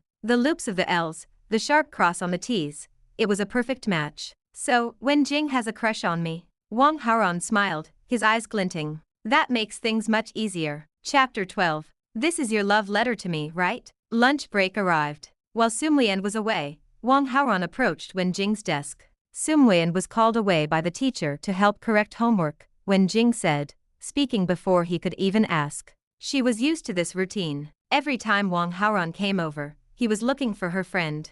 Wang Haoran didn't turn away. Instead, he smiled, his peach blossom eyes fixed directly on her. Actually, I'm here to find you. Wen Jing's face flushed an instant crimson. What are you looking for me for? You wrote this, didn't you? Wang Haoran revealed an unsigned love letter from behind his back, holding it out for her to see. Wen Jing gasped, her voice jumping an octave as she scrambled for a denial. It wasn't my love letter. It wasn't me. Really? Because the handwriting on this letter is the exact same as yours. Wang Haoran reached onto her desk and pulled a small note she'd been working on. He held them side by side. The evidence was undeniable. The elegant, looping script on both papers clearly belonged to the same person. When Jing's shoulders slumped, her secret exposed. If I caused you trouble, I apologize. I'll never do it again. I'm so sorry, I'm truly sorry. Her tone was broken and humble. That was the nature of infatuation. The more one loved, the lower they bowed. Based on how Wang Haoran had treated her in the past, she knew he wasn't interested. The only reason they spoke at all was because he sat with Muyan. That letter had been a momentary lapse, a desperate need to express an emotion she couldn't suppress, even if she hadn't dared to sign her name. She had never held a flicker of hope. "Your writing is quite good," Wang Haoran remarked with a casual air of admiration. He leaned in close, his voice a soft murmur against her ear. "I'll be waiting for you at the school gate after the evening self-study session. Just don't make a sound." Wenjing had kept her head lowered, bracing herself for cold indifference or mockery. But as his words sank in, she froze. "He's waiting for me after school. What does that mean? What could that possibly mean?" She felt a surge of disbelief. Surely, this was a dream. She reached down and pinched her thigh hard. The sharp sting of pain was her answer. This was real. Throughout the afternoon and the long evening classes, Wenjing remained immersed in a state of lingering, quiet joy. Muyan noticed her friend's sudden, inadvertent smirks and asked what was so funny, but Wenjing couldn't tell the truth. Even though they were best friends, her crush on Wang Haoran was a treasure hidden deep in her heart. Besides, Wang Haoran had told her to keep quiet. Finally, the long-awaited bell signaled the end of the final session. Wenjing didn't rush out. She lingered, pretending to organize her textbooks until the classroom had emptied. Only then did she push her bicycle toward the exit. At the school gate, a black Cullinan waited under the amber glow of the streetlights. Wenjing knew the car well. It was the one that always picked up Wang Haoran. Having carried a secret flame for him for so long, she had memorized every detail of his life. She had even looked up the price of that car online. It was worth 7 or 8 million. His family was incredibly wealthy. Her family, by comparison, didn't even own a car worth a fraction of that. The gap between them felt like the distance between a commoner and a prince. She lowered her head, the old familiar feeling of inferiority washing over her. Inside the car, Wang Haoran spotted her figure and stepped out. "Leave the bike here at school," he commanded. "I'm taking you somewhere." "Where are we going?" "You'll find out when we get there." He ushered her into the plush interior of the Cullinan. Soon, the car pulled up to the grand entrance of a 5-star hotel. Wang Haoran led her out and dismissed the driver. "What are we doing here?" Wenjing's face burned. She felt a mix of nerves and genuine fear. "We're going to do homework together." Wang Haoran blinked innocently. "Is that okay?" "Ah, all right." Wenjing nodded, her mind a bit numb. They walked into the lobby. Wang Haoran had already booked a room earlier that day. He collected the key card from the front desk and led her to a luxurious presidential suite. The opulence was overwhelming. A single night here cost 18,000 yuan. Once inside, Wenjing felt stiff and embarrassed. She quickly pulled her workbook from her bag and sat at the desk, trying to focus on her assignments. Wang Haoran walked over, snatched the book from her hands, and tossed it aside. "A room this expensive wasn't for homework." "Do you like me very much?" Wang Haoran asked. "Yeah," Wenjing whispered, nodding shyly. "How much?" He stared at her with those intense peach blossom eyes. "Everything in the letter. I meant it all." She looked down at her toes, her skin glowing red. "So, as long as you can be my girlfriend, you're willing to do anything for me? Is that right?" Wang Haoran was cutting straight to the heart of her confession. Wenjing nodded again. Wang Haoran decided it was time to be blunt. "I'm not going to lie to you. I'm not a good person. I don't plan on having only one girlfriend at a time. Knowing that, do you still like me?" Wenjing's breath caught. She was stunned into silence for 5 long seconds. Then, she nodded with certainty. "I like you." Wang Haoran had his answer. He understood the depth of her devotion. It was humble, perhaps even pathetic, but it was exactly what he needed. "There are so many girls who like me," he said, his voice cold and analytical. "Beautiful girls. I have endless choices, and frankly, you don't have much of an advantage. But if you want to be my girlfriend, I can give you that. However, I have requirements. If you break even one, we are finished." He paused, waiting for her reaction. "Tell me," she said. This was the moment she had dreamed of, and she wasn't about to let it slip away. "First, our relationship is not public. Second, I can have other girlfriends, but you must remain completely loyal to me. Third, when I pursue other girls, you cannot cause trouble. If I need your help with them, you will provide it.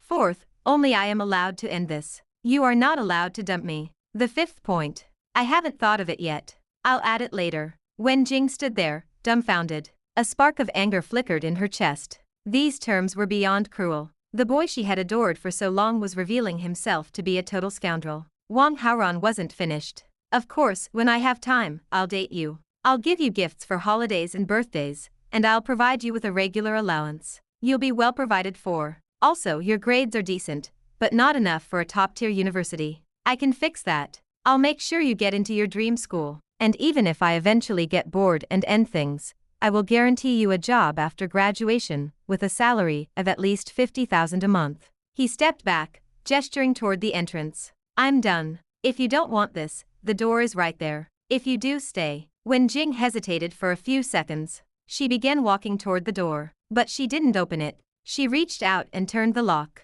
She pulled out her phone and called home, telling her parents she was staying over at a friend's house and wouldn't be back tonight. In a normal world, Wen Jing knew a relationship between them was impossible. The social gap was a canyon, but this offer made her dream a reality. So what if she had to be humble? He was offering her a future she couldn't achieve on her own. It would be a memory to last a lifetime, a youth without regrets. Wang Haoran watched her and smiled. To dismantle the influence of Chu Bai and Chen Zishi, he needed Wen Jing. He had to hold this piece of the puzzle firmly in his hand and ensure she would never betray him. Was he a bad person? Absolutely. But that was the requirement for a villain. In every story, the villains tried to play fair and ended up destroyed by the protagonist. Wang Haoran wouldn't make that mistake. If he tried to be the good guy, he would just be waiting to die. He would play the game his way. Chapter 13. The protagonist's halo is unreasonable. Tenderness lingered in the quiet of the hotel suite. Am I your first girlfriend? Wen Jing asked, snuggling affectionately into Wang Haoran's arms.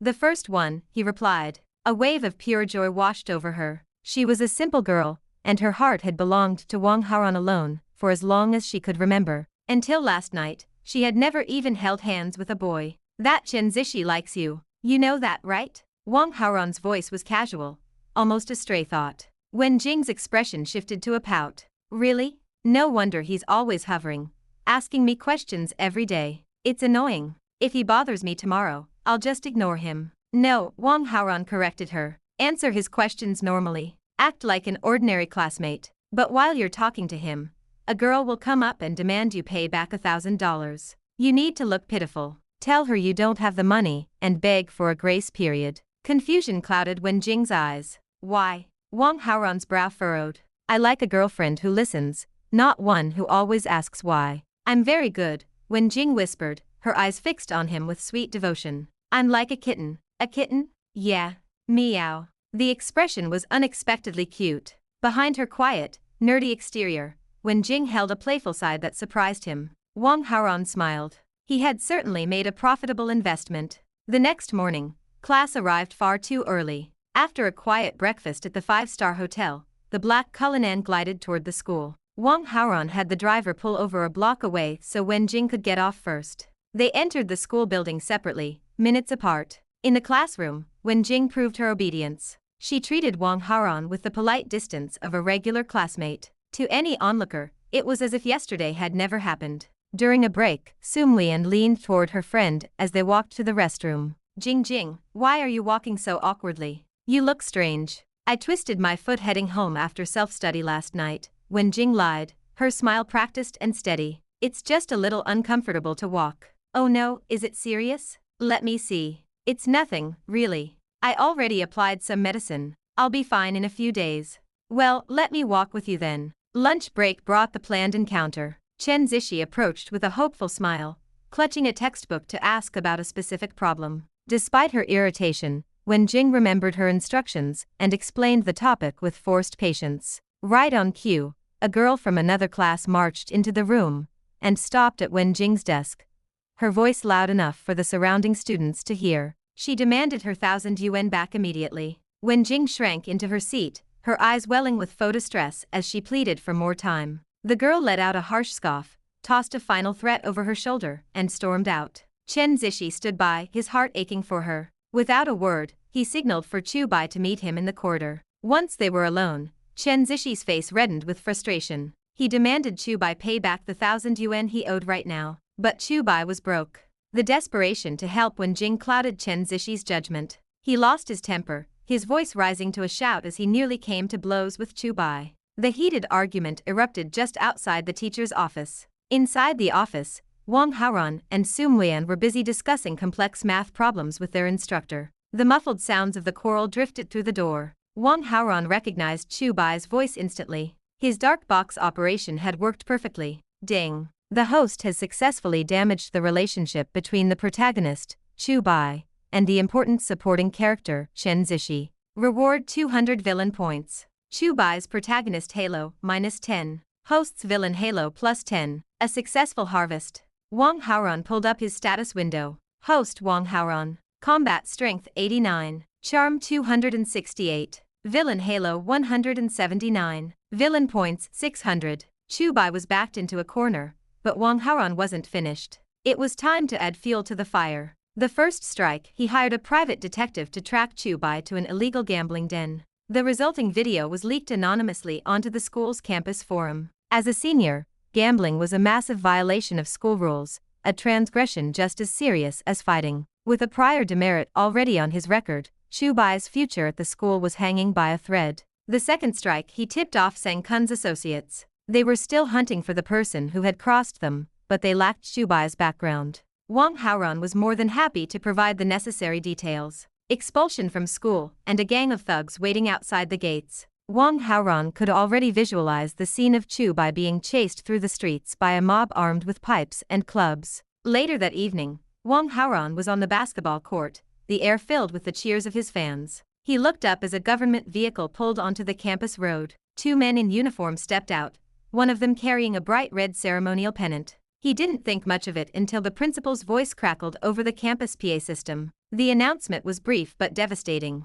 A brave student had reported a major gambling ring to the authorities, allowing the police to dismantle a dangerous gang of criminals. The bureau had awarded the school a pennant, and the student a 40,000 yuan cash reward. The principal praised the student's civic duty, and encouraged others to follow suit. Wang Haoran nearly cursed out loud. The principal hadn't named the student, but Wang Haoran was certain it was Chu Bai. Sang Kun's den had been running for years, yet the moment Chu Bai stepped inside, the entire operation was raided and the gang arrested. The 40,000 yuan reward solved everything. The medical bills for Fan Jian were covered. Chen Zishi's 1,000 yuan was paid back. Even the prior demerit would be wiped clean by such a massive act of heroism. Every carefully laid trap had been shattered in a single stroke. The protagonist's halo was truly a monster. Chapter 14. The Suitor of the Beautiful Teacher. Evening self-study approached, and the corridors hummed as students drifted back to their desks. The frustration that had previously clouded Chu Bai's features vanished,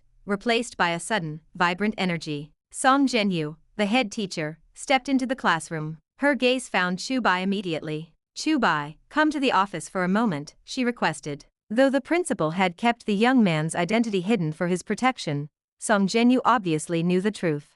This summons was likely a prelude to praise. Wang Haoran remained in his seat, but his mind raced. Zhenyu was a key figure, a central heroine in this world. In the logic of these stories, whenever the protagonist and a heroine met in a secluded office, a spark was inevitable. He grabbed an English test paper and slipped out of the classroom. Inside the office, Zhenyu had just begun offering her congratulations when the door opened. Wang Haoran scanned the room. The space was designed for 10 teachers to work in tandem. Yet at this moment, Zhenyu was entirely alone. The protagonist's halo was truly formidable. It invisibly bent the environment to its will, creating the perfect setting for a romantic encounter. If Wang Haoran hadn't intervened, Chu Bai would have had the beautiful teacher all to himself. "Teacher Song," Wang Haoran interrupted smoothly. "I have a few questions about the English test paper." Zhenyu turned to him with a smile. She was a dedicated educator, and when her best student came seeking knowledge, she was happy to assist. Chu Bai stood to the side, his jaw tight. If glares had the power to kill, Wang Haoran would have been struck down 1,000 times over. Compared to the youthful innocence of Muyan, Zhenyu possessed a mature, moving beauty that captivated Chu Bai. He had been waiting for this chance to be alone with her, only to have his rival blunder into the scene. Wang Haoran was meticulous. He stretched out his questions, dissecting every sentence of the test paper until the bell for the evening session rang. He didn't stop. He continued to ask, his voice calm and curious. Evening self-study was for learning, and asking questions was learning. Chu Bai realized he looked foolish just standing there. Grudgingly, he retreated to the classroom. A few minutes later, the door creaked open again. Chu Bai returned, clutching his own English test paper. He was persistent, refusing to let the opportunity slip away. Usually, only the academic elite ventured into the office during self-study. Those with average or poor grades rarely had the nerve to show their faces. Chu Bai, whose recent scores were mediocre at best, was clearly relying on pure thick-skinned determination. Eventually, the test paper ran dry. Wang Haoran had reached the final question. Chu Bai saw his opening and moved toward Zhenyu. Student Chu Bai, teacher Song looks quite tired, Wang Haoran said, stepping between them with a diligent smile. This is the same paper we all have. I've mastered the material now. Why don't I teach you instead?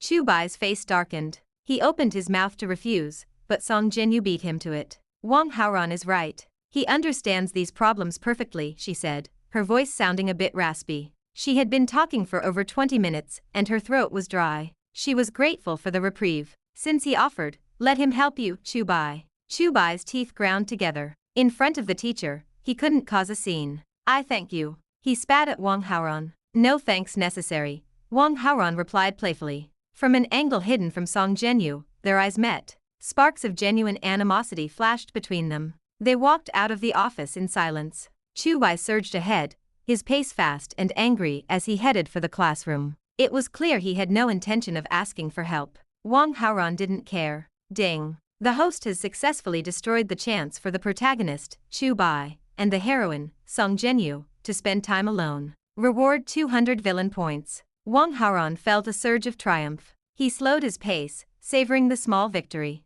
However, as he rounded a corner, he nearly collided with the physical education teacher. Xin Liangkai was a man in his 30s, built with the heavy muscle of a lifelong athlete. He clutched a large, opaque bag, which he nearly dropped during the near miss. He looked startled and defensive, ready to snap at whichever student had gotten in his way. When he recognized Wang Haoran, the anger vanished. This was a student with a family background he couldn't afford to offend. He forced a stiff smile and hurried past. The air behind him carried a lingering, floral scent. Wang Haoran sniffed the air. Roses. The opaque bag was clearly hiding a bouquet. Wang Haoran watched Xin Liangkai disappear into the office and close the door. Zhenyu was the only one in there. The pattern was obvious. Xin Liangkai was pursuing her. Given Zhenyu's refined tastes, she wouldn't be interested in a man like him. A conflict was brewing. Wang Haoran realized this was another scripted setup. If he hadn't driven Chu Bai away, the boy would have been in that room when the unwanted suitor arrived.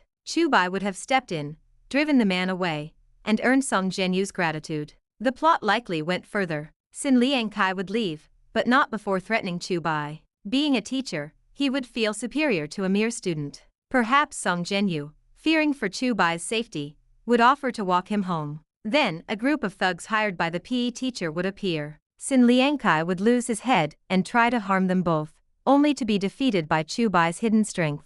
The classic hero saves the beauty trope. Xin Liangkai was nothing more than a tool to facilitate their romance. Wang Haoran turned around and headed back to the office. He pushed the door open without knocking. Inside, Xin Liangkai was down on one knee, his face twisted into a mask of forced affection. He held the bouquet of roses out toward Zhenyu. Zhenyu's brow was furrowed in deep disgust. She held her hands out, physically pushing the flowers away. It was exactly as Wang Haoran had predicted. Chapter 15. Master-level painting and calligraphy copying skills. I'm sorry to disturb you. Wang Haoran's voice cut through the romantic tension like a blade. He looked directly at Xin Liangkai, who was still kneeling. Mr. Xin, Teacher Song is obviously not interested in you. Why do you insist on being so sentimental? Student Wang, this is a matter between colleagues. It has nothing to do with you, does it? Xin Liangkai was visibly upset at the interruption, but he kept his voice low, not daring to truly lash out. I tried to speak to you nicely. It looks like you aren't listening. Wang Haoran walked straight to the PE teacher. He reached down, snatched the bouquet of roses, and stuffed it unceremoniously into the trash can. If you dare to harass Teacher Song again, I will do more than just have you kicked out of this school. I'll find someone to break your legs. His voice was cold, majestic, and utterly domineering. Now, get out.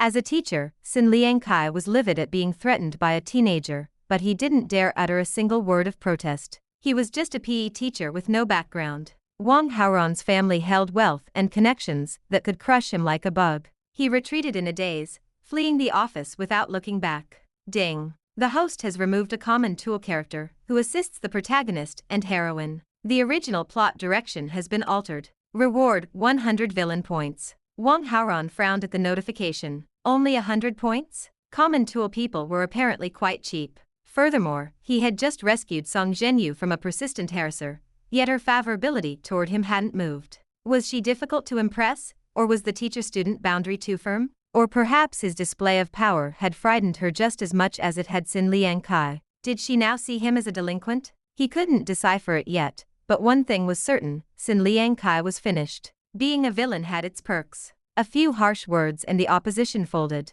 If the protagonist had handled this, Xin Liangkai would have likely persisted, growing more obsessed and desperate until the plot forced a violent confrontation. Wang Haoran had ended the problem once and for all. Zhenyu stood frozen for a long moment before she finally blinked back to reality. Xin Liangkai had been pestering her for months, ignoring every rejection and even following her after work. Wang Haoran, thank you so much, she said, her voice filled with genuine relief. Don't thank me. I'm a man, it's my job to protect women. Wang Haoran offered a charming smile. What man? You're just a kid. Zhenyu covered her mouth, a small laugh escaping her. I'm not young. I'm 18. That makes me an adult. Wang Haoran raised his eyebrows. Zhenyu paused, looking at him carefully. The boy was strikingly handsome, but it was his eyes that caught her off guard. Deep within them lived a sense of weariness, a touch of the world that didn't belong to a high school senior. It was magnetic. She stared for a long time before catching herself and quickly looking away. I'm a teacher. Why am I staring at a student like this? She chided herself internally and cleared her throat to break the awkward silence. Okay. You aren't a brat. You're a man. Happy? She laughed, but then her expression turned thoughtful. What you said to Mr. Sin just now, even I was a little scared. Teacher Song, I'm just a student. I wouldn't actually hire someone to hurt him. I was just trying to frighten him off. Wang Haoran adopted a look of total innocence. That's good then. Zhenyu nodded, satisfied. She wanted to believe her best student was still a good boy. However, Wang Haoran continued, his tone turning serious. I saw the look in his eyes as he left. He's still obsessed. He might not give up that easily. He could even try to harass you on your way home tonight. If he gets desperate, he might even. Zhenyu's face went pale. Xin Liangkai had followed her home before. The scenario Wang Haoran was painting felt terrifyingly plausible. Teacher Song, I'll walk you home after the evening self-study. Don't be afraid. He patted his chest confidently. Okay. It felt inappropriate to have a student escort her, but her fear of the PE teacher outweighed her sense of decorum. Behind her fiery classroom persona, Zhenyu was a gentle, somewhat vulnerable woman. Wang Haoran returned to the classroom at a leisurely pace. He flipped open a textbook, pretending to read, while he accessed the system mall in his mind. His villain points had reached 900. It was time for the lottery. He watched the digital roulette wheel spin with a hint of anticipation. Ding! Congratulations to the host for incredible luck. You have drawn master-level painting and calligraphy copying skills, valued at 1,000 villain points. Would you like to use it now? Copying skills? Wang Haoran was briefly disappointed, but he selected yes. An electric current surged through his body, vanishing as quickly as it appeared. Suddenly, his mind was flooded with techniques, and his hands felt heavy with new muscle memory. He understood the skill perfectly now. He could replicate any handwriting, painting, or calligraphy with 99% accuracy. At first, he thought of forging ancient masterpieces for money, but he was already wealthy. Selling fakes was a petty risk. Was this skill useless for dealing with a protagonist? Then, his perspective shifted. He didn't need to copy ancient masters. He could copy anyone's handwriting. A 99% match was enough to fool a professional. If used strategically, it could be a devastating weapon. He checked his updated status. Host Wang Haoran. Combat Strength 89. Charm 268. Villain Halo 179. Villain Points 400. Skill Master Level Painting and Calligraphy Copying Skills. At least the skill column wasn't empty anymore. Across the room, Chu Bai sat with a renewed sense of confidence. He had received his reward money and paid back Chen Zishi's 1,000 yuan. Their friendship had stabilized, though the tension remained. Fatty, I'm sorry about before. You aren't still mad at me, right? Chu Bai whispered. Chen Zishi glanced at him and said nothing. His shoulder still throbbed where it had hit the wall during their scuffle. He realized that if Chu Bai hadn't been under a disciplinary warning, that push would have been a punch. Chu Bai was a street fighter, and Chen Zishi was just a target. Chu Bai felt a flicker of annoyance at the silence. I'm trying to be nice, and you're sulking over a girl. Whatever. He turned his attention to the back of Sum Lian's head. She was gorgeous even from behind.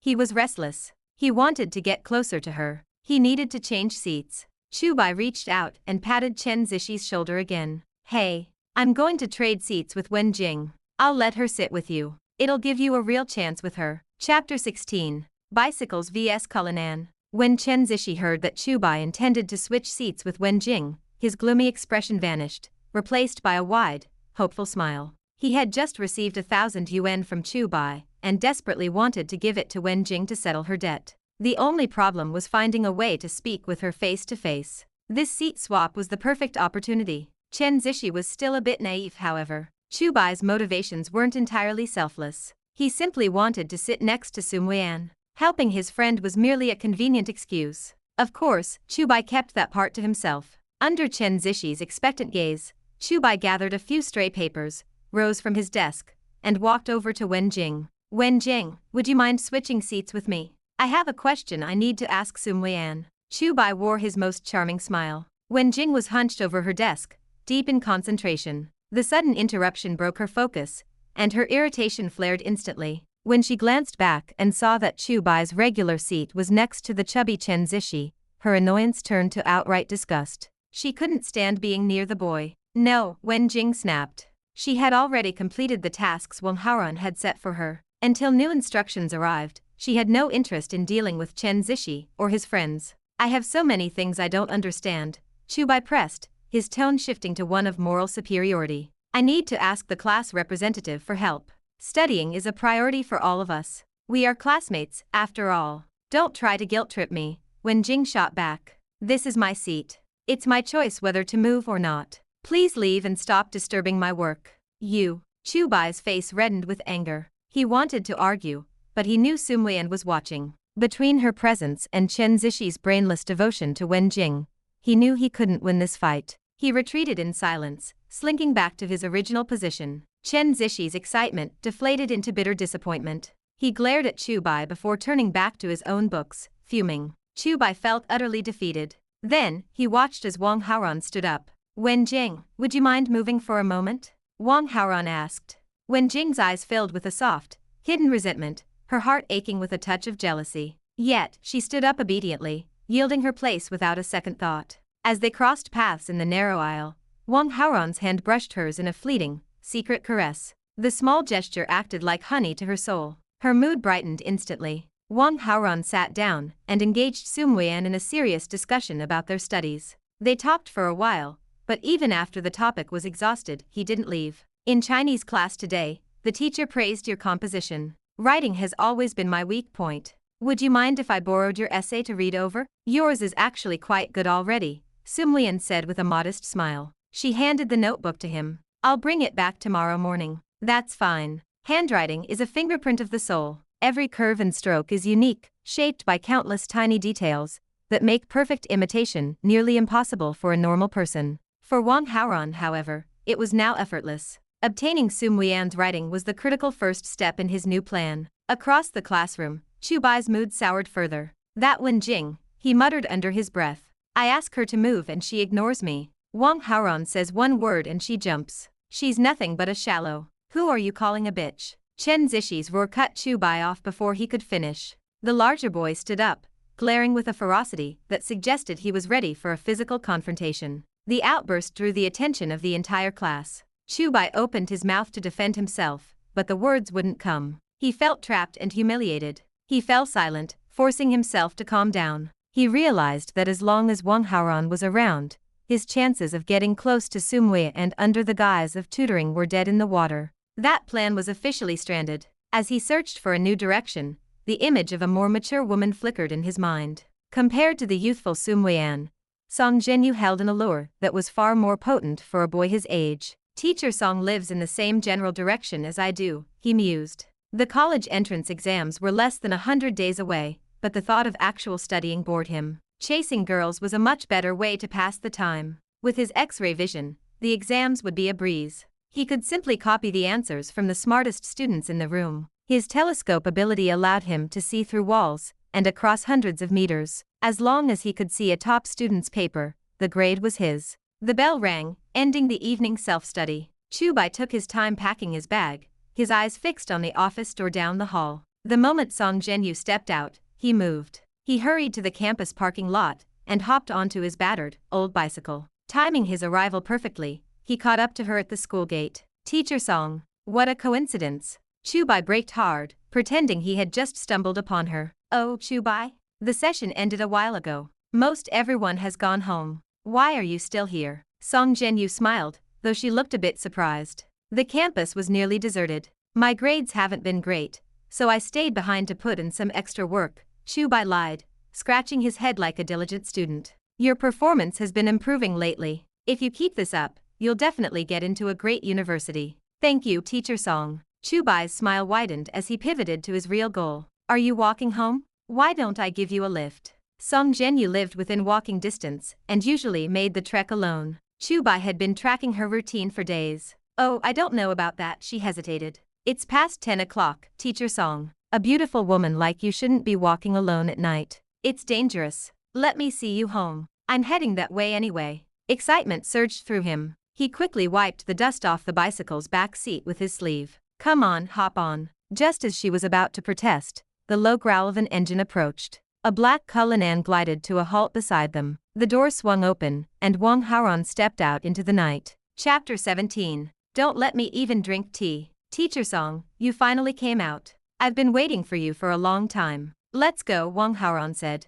Chu Bai stood frozen by his bicycle, his expression crumbling into confusion. Teacher Song, Wang Haoran and I already had an agreement. He offered to see me home today. I'm sorry, Chu Bai. Song Zhenyu looked a bit flustered. She could have left the office much earlier, but she had lingered to let the crowds thin out. Having a student escort her home was a delicate matter, and she didn't want the rest of the student body forming the wrong impression. Have you been waiting long? She asked, her voice carrying a note of apology. Only about 20 minutes. It's no big deal. Wang Haoran shrugged with an indifferent air. The wait hadn't been boring at all. While he sat in the car, he had taken the liberty of driving Wen Jing home. Given her physical condition after their night together, riding a bicycle would have been far too uncomfortable for her. Even though he viewed her as an underground girlfriend, or perhaps just a pawn, he still looked after his assets. Besides, his hands hadn't been idle during the drive, and he felt quite satisfied. Teacher Song, please. Wang Haoran stepped forward and smoothly opened the car door for her. We're taking this car? Song Zhenyu gasped. She wasn't an expert on automobiles, but even she recognized the imposing silhouette of a Rolls-Royce Cullinan. In all her years, she had never even sat in a Mercedes or a BMW, let alone a vehicle of this caliber. She stood there, momentarily stupefied. Yes, I always take this car to and from school. If you think it's too flashy, we could always walk instead, Wang Haoran joked. Walking would certainly provide more time to talk, which wasn't a bad alternative. No, let's take the car, Song Zhenyu said, quickly dismissing the idea. If a ride was available, why walk? Beyond that, she was curious to feel the interior of such a legendary machine. As she settled into the leather seat, Wang Haoran caught Chu Bai's eye. Behind the teacher's back, he gave a slow thumbs up, then rotated his hand 180 degrees until it pointed straight down. The Cullinan roared softly to life and glided away, leaving Chu Bai standing in a cloud of dust, his eyes burning with resentment. It's amazing what money can buy, Chu Bai hissed, his voice trembling with rage. Sooner or later, I'll be richer than your entire family. I'll stomp you under my heel, Wang Haoran. I'll trample you to death. He couldn't contain the fury boiling in his chest. He turned his anger on his battered bicycle, kicking it frantically as if it were his rival's face, letting out a raw, guttural roar into the empty street. Ding! The host successfully attacked the protagonist, Chu Bai, causing a severe mental imbalance. Reward, 300 villain points. Chu Bai's protagonist Halo, -20. Host's villain Halo, +20. Inside the plush cabin of the Cullinan, Wang Haoran smiled at the system prompt. He was a bit surprised that Chu Bai's mental state was so fragile. Then again, the boy was only 18, hot-tempered, and prone to violence. It made sense. Having his romantic targets intercepted over and over again was bound to snap his composure. Song Zhenyu's rented apartment was a homestay near the school. It took only a few minutes to reach the building. Thank you, Wang Haoran. I'll head up now. Wait, Teacher Song. I'm already here. Aren't you even going to let me have a cup of tea? Song Zhenyu hesitated, then gestured for him to follow. Come with me then. They climbed the stairs to her room. As the door swung open, a faint, clean fragrance greeted them. The space was small but well appointed. The decor was simple, yet everything was organized and tidy. It was the home of someone who truly knew how to live. On the small balcony, a few pieces of delicate laundry were hanging to dry. Wang Haoran caught a casual glimpse of them, causing Zhenyu to flush with embarrassment. To her relief, he looked away immediately. He wasn't a desperate protagonist who would stare at a woman's private clothes. He was wealthy, handsome, and far above such low-class behavior. Zhenyu walked to the water dispenser. Wang Haoran watched her back, his thoughts turning dark. She was definitely a heroine. As a villain, should he simply use force to claim her? In the world of web novels, a villain had to be ruthless. Why bother with the slow grind of earning favorability, if he could take a shortcut? System: is it feasible to use force to win over the heroine? Response: whether such a low-end villainous act succeeds or not, it will result in a 100-point deduction from your villain halo. Furthermore, since the host's current combat power is below the average level, the success rate is extremely low. This operation is not recommended. Fine, I'll drop it. The thought vanished as quickly as it had come. His halo points were too precious to waste on a high-risk, low-reward gamble. Zhenyu returned with a glass of water. Wang Haoran took a sip, and seeing no reason to stay, prepared to leave. But just as he turned, the light bulb overhead flickered once and died. A faint, acrid smell of burning wires filled the air. Zhenyu let out a startled ah and instinctively grabbed Wang Haoran's sleeve in the sudden darkness. It looks like the bulb burned out, Wang Haoran said into the shadows. I suppose. I'll deal with it tomorrow, she whispered. Teacher Song, you seem afraid of the dark. Are you sure you want to wait? He could feel her hands trembling as they gripped his arm. She realized how tightly she was holding him and quickly let go, trying to sound brave. How could I be afraid of the dark? I'm fine. Do you have a spare bulb? No. Then wait a moment. Wang Haoran clicked on his phone's flashlight. He checked the model of the lamp and called his driver downstairs. 10 minutes later, the driver arrived at the door with a replacement. Wang Haoran took it and sent the man back to the car. He could have let the driver fix it, but he wanted the credit for himself. The repair was simple. Within minutes, the room was flooded with light again. I didn't expect a young master from a rich family to know how to do rough work like this, Zhenyu said, her eyes widening as if seeing him in a new light. Ding. Altered Zhenyu's opinion of the host. Favorability increased by 10. Current total 30. Very friendly. Ding. The host has influenced the direction of the original plot. Reward 200 villain points. Wang Haoran remained calm. What are you saying? You don't think I'm just some useless playboy, do you? He had actually picked up these skills in his previous life. Don't get me wrong, I didn't mean it that way, she explained quickly. We aren't at school now. Don't call me student. It feels weird. Just use my name. Well, alright. Haoran. Without the teacher-student labels, the age gap didn't seem so vast. There were only 6 years between them. That's better. And I won't call you Teacher Song anymore. I'll call you Sister Zhenyu. You'll be like an older sister to me from now on. Wang Haoran blinked innocently. In many stories, the romance between a younger protagonist and an older heroine always started with the sister label. He was happy to follow the formula. Internally, however, he felt a twinge of shame. Counting his previous life, he was 30 years old. Calling a woman 6 years his junior sister felt like a bit of a stretch. But if it got him closer to his goal, he would play the part. Once I win her over, I'll make her call me Big Brother instead. Chapter 18. The Wonderful Father. No. If you call me that, where will the authority of your head teacher go? Zhenyu shook her head, though a faint smile played on her lips. When people are around, I'll call you Teacher Song. But in private, I call you sister. Is that okay? Wang Haoran's expression slumped into a mask of calculated disappointment.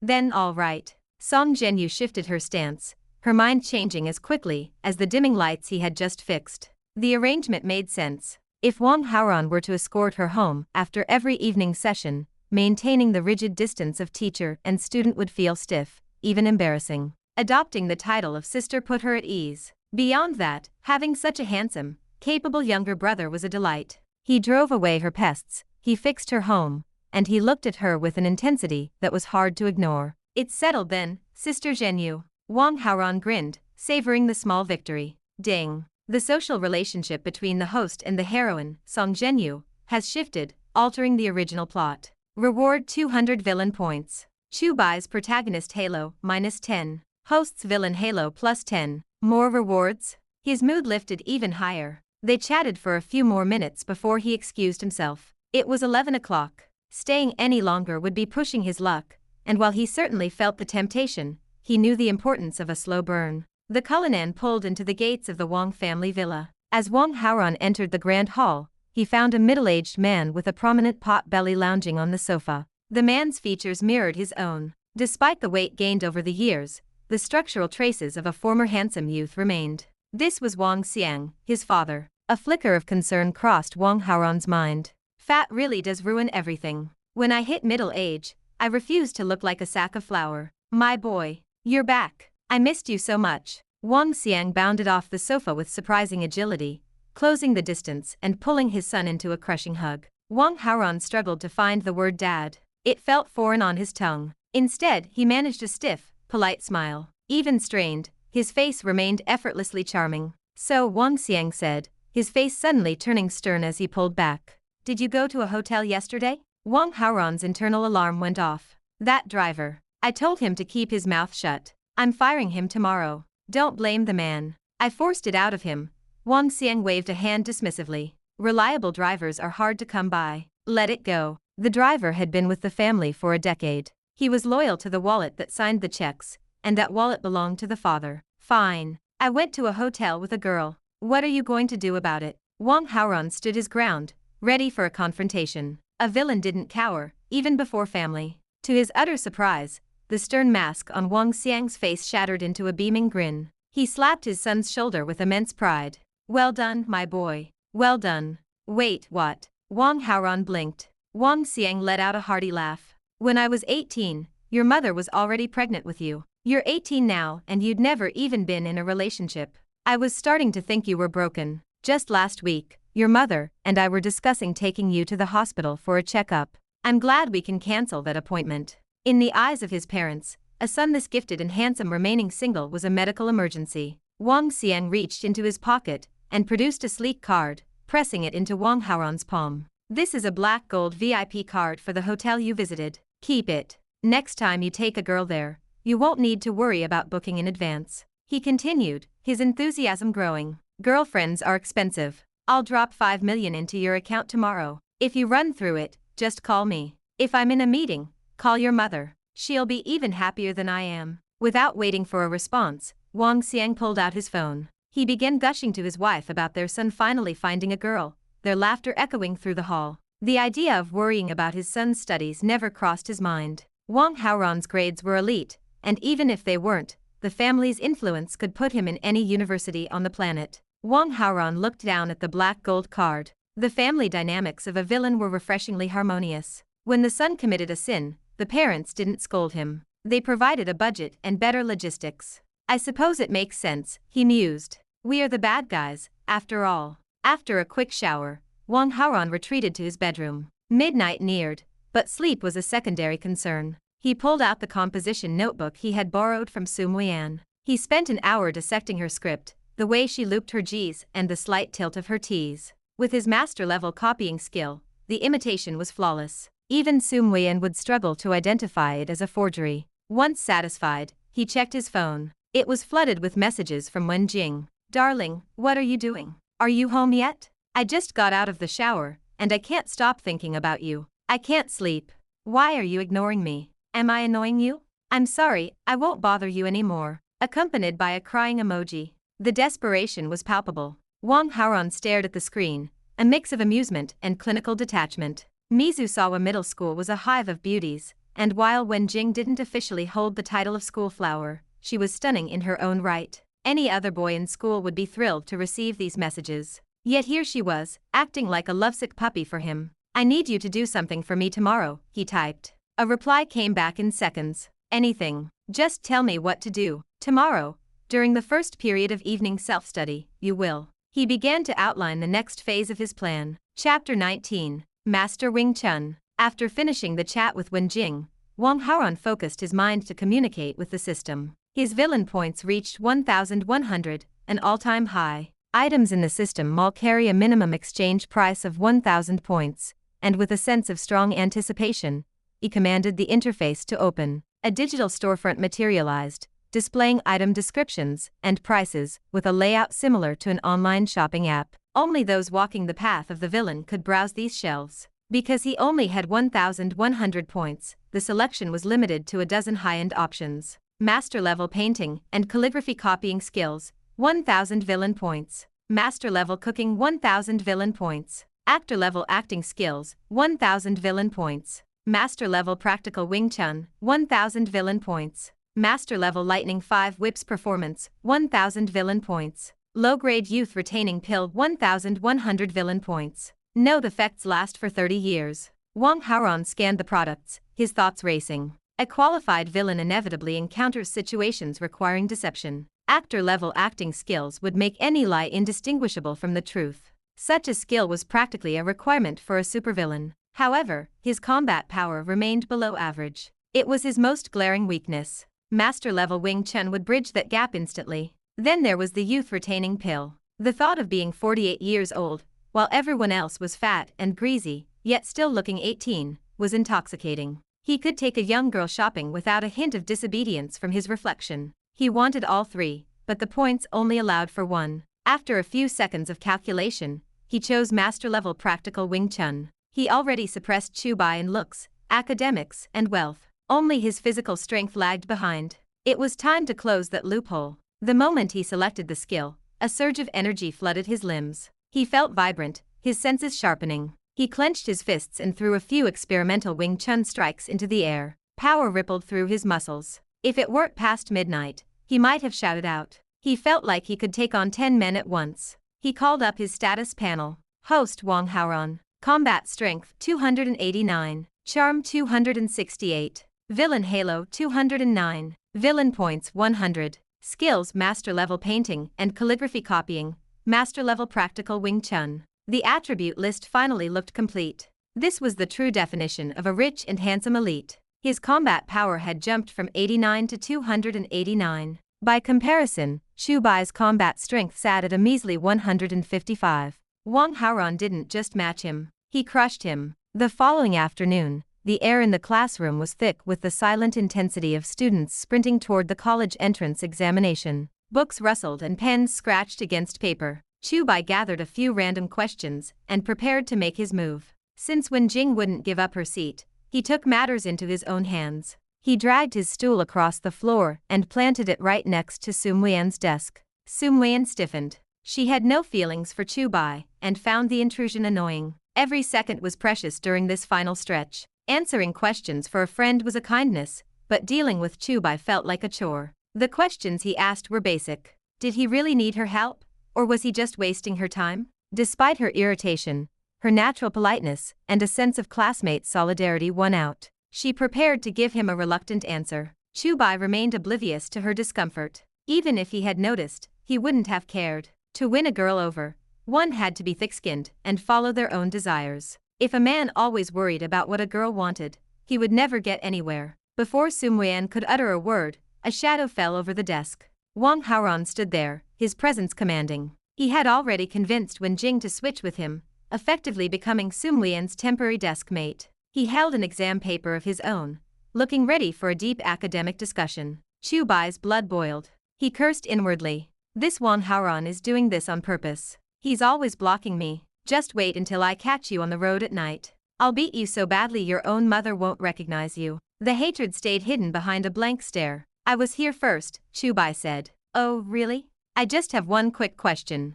Once Su Muyan helps me, you can have your turn, Wang Haoran replied smoothly. I only have one question too, Chu Bai countered. Which one? This one. Chu Bai pointed randomly at his test paper. That's a simple one. Let me explain it to you. Wang Haoran snatched the paper before Chu Bai could protest. He began a patient, detailed lecture on the topic. Chu Bai held his breath, his ears ringing with fury. He didn't hear a single word of the explanation. 3 minutes passed.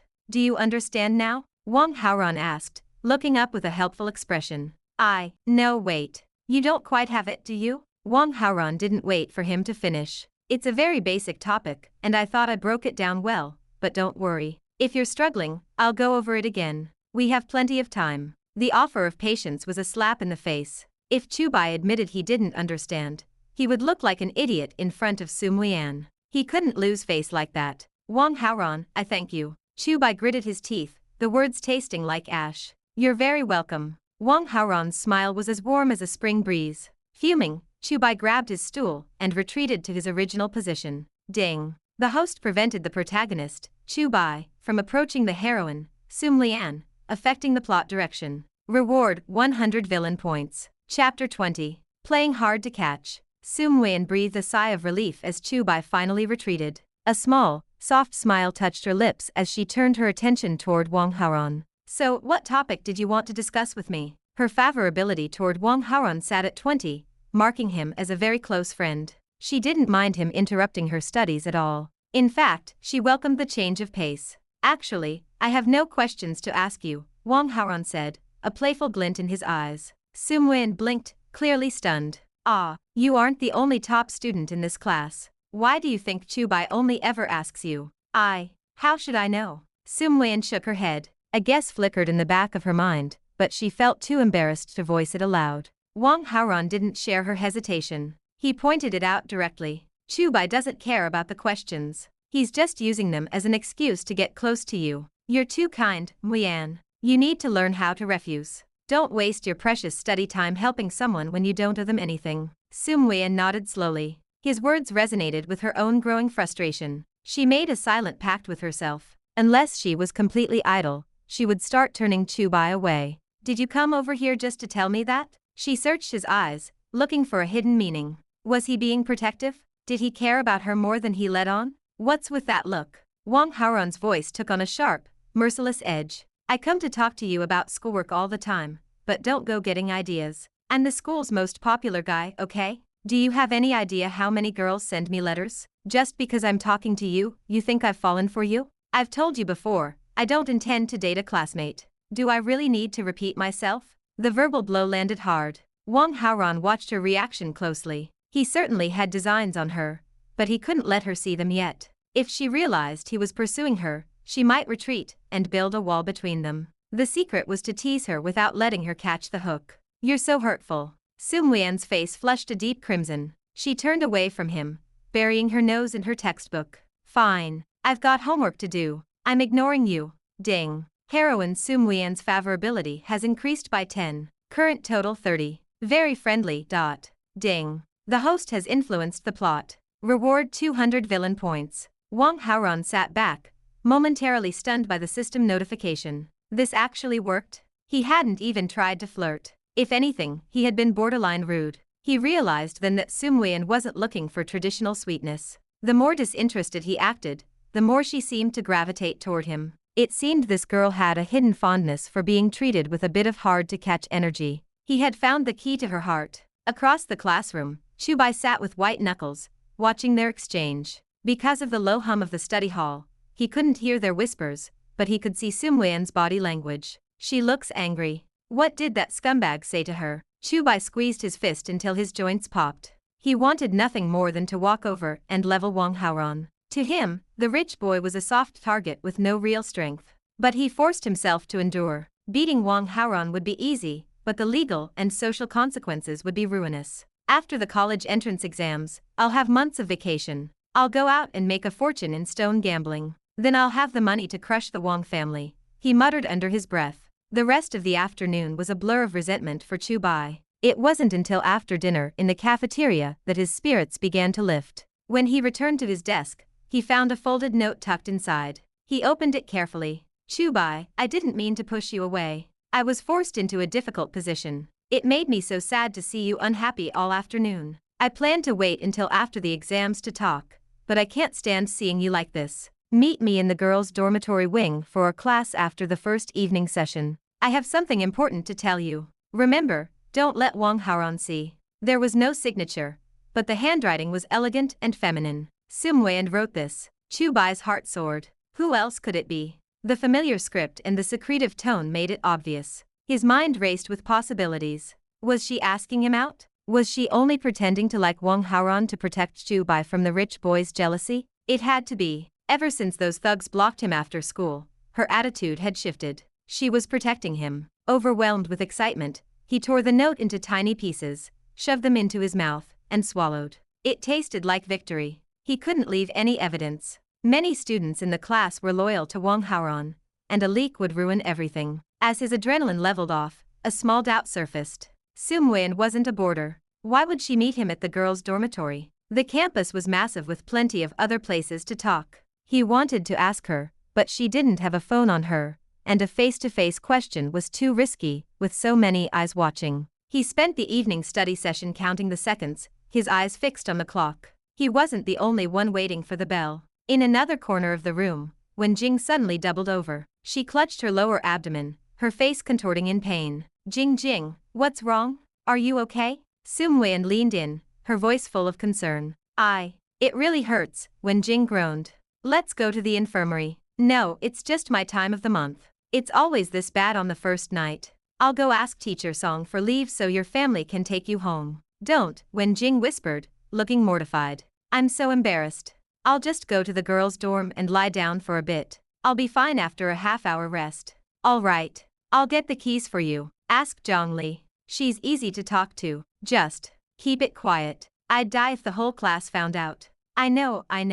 Sumwin quietly slipped out of her seat and made her way over to Zhongli. After a few hushed words, Zhongli reached into her pocket and handed over a silver key. Chapter 21. Who are you fooling? Zhongli sat only 2 seats away from Chu Bai. The exchange was impossible to miss. Sumwian's hushed request, and the glint of the silver key passed between them remained etched in Chu Bai's mind. Zhongli is a boarder. That had to be the dormitory key. The note was definitely written by Sumwian. The last shadow of doubt vanished. A surge of joy pushed through his chest. Just as he settled into his newfound excitement, the bell for the end of class rang out. The girls' dormitory stood relatively quiet. Before the late-night self-study rush, the dormitory auntie lounged in a first-floor room, her eyes glued to a television. The main door to the wing remained wide open. Chu Bai slipped inside, his footsteps light and careful. Mizusawa Middle School didn't host many boarders, so a single 3-story building housed all the high school girls. Finding the right room was simple. Class numbers were posted on every door in a neat, predictable sequence. He moved like a phantom until he reached the designated bedroom. The door wasn't locked. It hung slightly ajar, inviting him in. The lighting inside was dim and hazy, but Chu Bai was certain Sumwei and was waiting in the shadows. A wave of smug satisfaction washed over him, finally clearing the depression Wang Haoran had forced upon him over the last few days. Wang Haoran has no idea. All that talking and laughing with him, all that studying.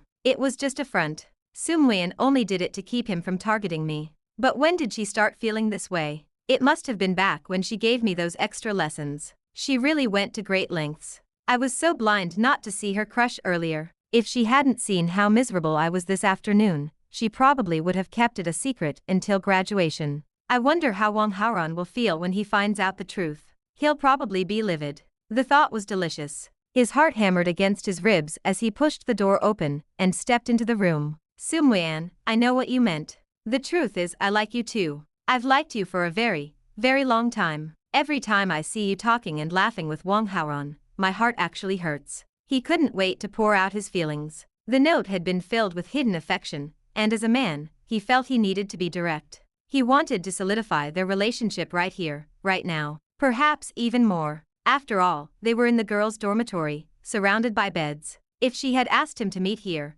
maybe she was thinking the same thing. The blood rushed to his head. He waited, but the darkness remained silent. Sumwian? Why aren't you saying anything? Are you shy?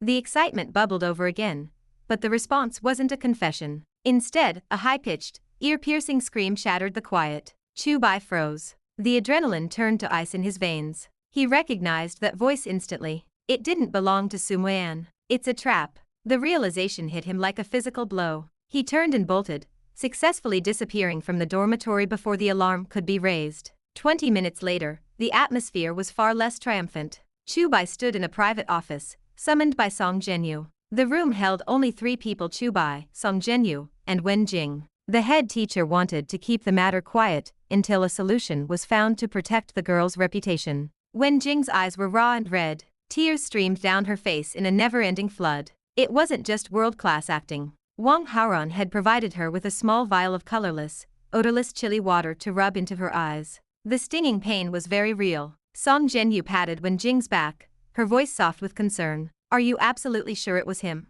Wen Jing choked back a sob, her accusation sharp. The lights were off. That man grabbed my hand and threatened me. He told me not to move. I struggled and accidentally touched his hair. It was short, like a buzz cut, Between that voice and that specific hairstyle, it has to be Chu Bai. Attempting to molest a classmate. Chu Bai, how dare you? Zhenyu slammed her lesson plan onto the desk. The crack echoed like a gunshot. I admit I was at the dormitory, but I didn't touch her, Chu Bai shouted back. He knew there were surveillance cameras at the entrance. Lying about being there was a losing game. Fine. Then what were you doing in the girls' dormitory at night? Someone faked Muyan's handwriting. They wrote me a note asking me to meet her there because she had something important to tell me. Where is this note? Zhenyu held out her hand, her eyes narrow. I ate it. Who are you fooling? Do you think I have the intellect of a 3-year-old? Zhenyu felt her patience snap. The excuse was an insult to her intelligence. Teacher Song, it's the truth. Enough with these pathetic excuses. I'm calling your parents. Panic flared in Chu Bai's eyes. He turned to the crying girl. Wen Jing, why are you framing me? What did I ever do to you? Wen Jing didn't answer. She simply let the tears flow. The chilly water was burning fiercely now. She was in genuine agony. Zhenyu's heart ached for her. I get it now, Chu Bai snarled, the pieces falling into place. Wang Haoran told you to do this, didn't he? Chu Bai, that is enough. You refused to admit your mistake, and now you're slandering Wang Haoran. Zhenyu's anger reached a boiling point. Wang Haoran was a model student with impeccable character. The idea of him orchestrating a sexual assault frame-up was impossible. Back in the classroom, Wang Haoran sat quietly through the evening study session. A digital chime rang in his mind. Ding. The host manipulated events from the shadows, destroying the protagonist's reputation in the mind of the heroine, Zhenyu. Reward 200 villain points. He leaned back, a faint, satisfied smile playing on his lips as the rewards rolled in. Chapter 22. Mock Exams. Chu Bai, I'm giving you a chance to admit your mistakes. Since you refuse to repent, I'll let the school administration handle this. Zhenyu's voice carried the heavy weight of disappointment. Teacher Song, wait. Please, don't. I don't want to make this a big deal. If this gets out, I'll be too ashamed to show my face. Wen Jing spoke up quickly, remembering Wang Haoran's strict instructions not to let the situation escalate. There was a strategic reason for this restraint. If the matter reached the top management, the old principal would inevitably find out. Chu Bai had saved the principal's life, earning a massive amount of credit in the process. In the world of protagonists, such a figure usually becomes a die-hard supporter, a powerful tool used to wipe away the hero's mistakes and resolve his crises. The principal would surely move mountains to prove Chu Bai's innocence. If a professional investigation used modern forensic technology, the suspicion would vanish. After all, Chu Bai had truly only stood at the door. Physical evidence never lies. Wen Jing, are you sure about this? Zhenyu asked. Yes, Teacher Song. I've thought it through. Chu Bai might have just acted on a sudden, stupid impulse. I don't want to destroy his future. Besides, I'm terrified of what people will say if this spreads. Even though I'm the victim, he must apologize to me. I respect your decision. Zhenyu nodded before turning a cold, sharp gaze toward Chu Bai. Well, do I have to force your head down, or are you going to apologize? Chu Bai felt a volatile mix of fury and relief. The framing made his blood boil, but the fact that it would remain confidential was a mercy. A simple sorry wouldn't cost him anything physical. Wen Jing, I'm sorry. At that exact moment, a digital chime echoed in another part of the school. Ding. The protagonist, Chu Bai, bows his head to the villain. Congratulations to the host for obtaining 300 villain points. Chu Bai's protagonist Halo, -30. Host's villain Halo, +30. Wang Haoran leaned back as the notification flickered in his mind. Chu Bai and Wen Jing returned to the classroom one after another. By now, Wen Jing had stopped the flow of tears, but her eyes remained a raw, inflamed red. To the rest of the students, her appearance screamed of a deep grievance. Jing, what happened? Muyan leaned in, her voice hushed and concerned. Wen Jing repeated the story of the obscene encounter in the dormitory. Muyan's expression shifted from concern to pure, unadulterated disgust. Ding. The host manipulated events behind the scenes, successfully destroying the relationship between the protagonist, Chu Bai, and the heroine, Muyan. Reward 200 villain points. The heroine Muyan's favorability for Chu Bai has decreased by 20. Current total, -30. Very disgusted. The rewards were rolling in like a tide, but according to Wang Haoran's plan, the harvest wasn't over yet. Zhenyu entered the classroom, her face a mask of frost. She slammed her lesson plan onto the lecture table with a crack that made the students jump. The atmosphere turned heavy. No one dared to catch the head teacher's eye while she was in this state. Her carefully cultivated temperamental teacher persona was working perfectly, keeping the students in a state of quiet awe. "Eyes on me," Zhenyu commanded. "I have 2 pieces of news. First, there will be no holiday this Sunday afternoon." A collective wail rose from the desks. The pressure of the 3rd year was grueling. Aside from 2 measly days off a month, those Sunday half-days were their only lifeline. Losing that meant 2 straight weeks of relentless classes. Even Muyan felt a weight of depression settle over her. Silence. The single word cut through the complaining like a knife. "Teacher, what is the second piece of news?" Muyan asked, her voice small but clear. "The last 2 days of this week are the joint mock exams for all universities in Qingling City." The classroom turned brittle with tension. In the upper right corner of the blackboard, the countdown written in red chalk: 53 days, until the college entrance exam, looked more menacing than ever. Usually, these mock questions were written by the same committee responsible for the actual entrance exams. This was a trial run. To many, the score on this test was a mirror of their final destiny. After these results, the hierarchy of the class would be set in stone. The elite would receive extra attention and resources. Those at the bottom would be left to fend for themselves. Zhenyu turned and left the room. While most students were vibrating with nerves, a few remained relaxed. Some were simply indifferent, some were effortless geniuses, and one was essentially a cheater with a system. A joint mock exam. This is my chance to turn everything around, Chu Bai thought, his eyes flashing. The head teacher despised him because of the Wen Jing affair. If he could dominate this exam, he could force her to see him differently. He would capture Muyan's attention and pave a smooth road toward the real exams. He had been a poor student for so long. By showing a steady, rapid improvement now, his eventual acceptance into a top-tier university wouldn't look suspicious. People would just think he was a late bloomer making incredible progress. The second study session came to a close. Chen Zishi, one of the class underperformers, wasn't worried about the exam. His focus was entirely on Wen Jing. He had noticed her red eyes the moment she returned. "Wen Jing?" Chen Zishi walked tentatively toward her desk. Wen Jing sat up slowly. This boy had actually come to ask her, just as Wang Haoran predicted. "Is something wrong?" she asked. "You look like you've been crying. Did someone bully you?" "No, you're seeing things. Don't lie to me. Your eyes are still red. Tell me who did it." "It was." Wen Jing hesitated for a calculated beat, then whispered the same story she had told Muyan. Chen Zishi's face flushed a deep, angry purple. Without a word, he turned and stormed out of the classroom. Chapter 23. The Occupational Disease. Chu Bai leaned against the corridor balcony, the evening breeze ruffling his hair. He watched from above as 2 beauties walked arm in arm across the courtyard. Mizusawa Middle School boasted 3 recognized school flowers, all in the 3rd grade, Muyan, and the 2 girls currently passing below. "It would be incredible if they could both be my girlfriends,"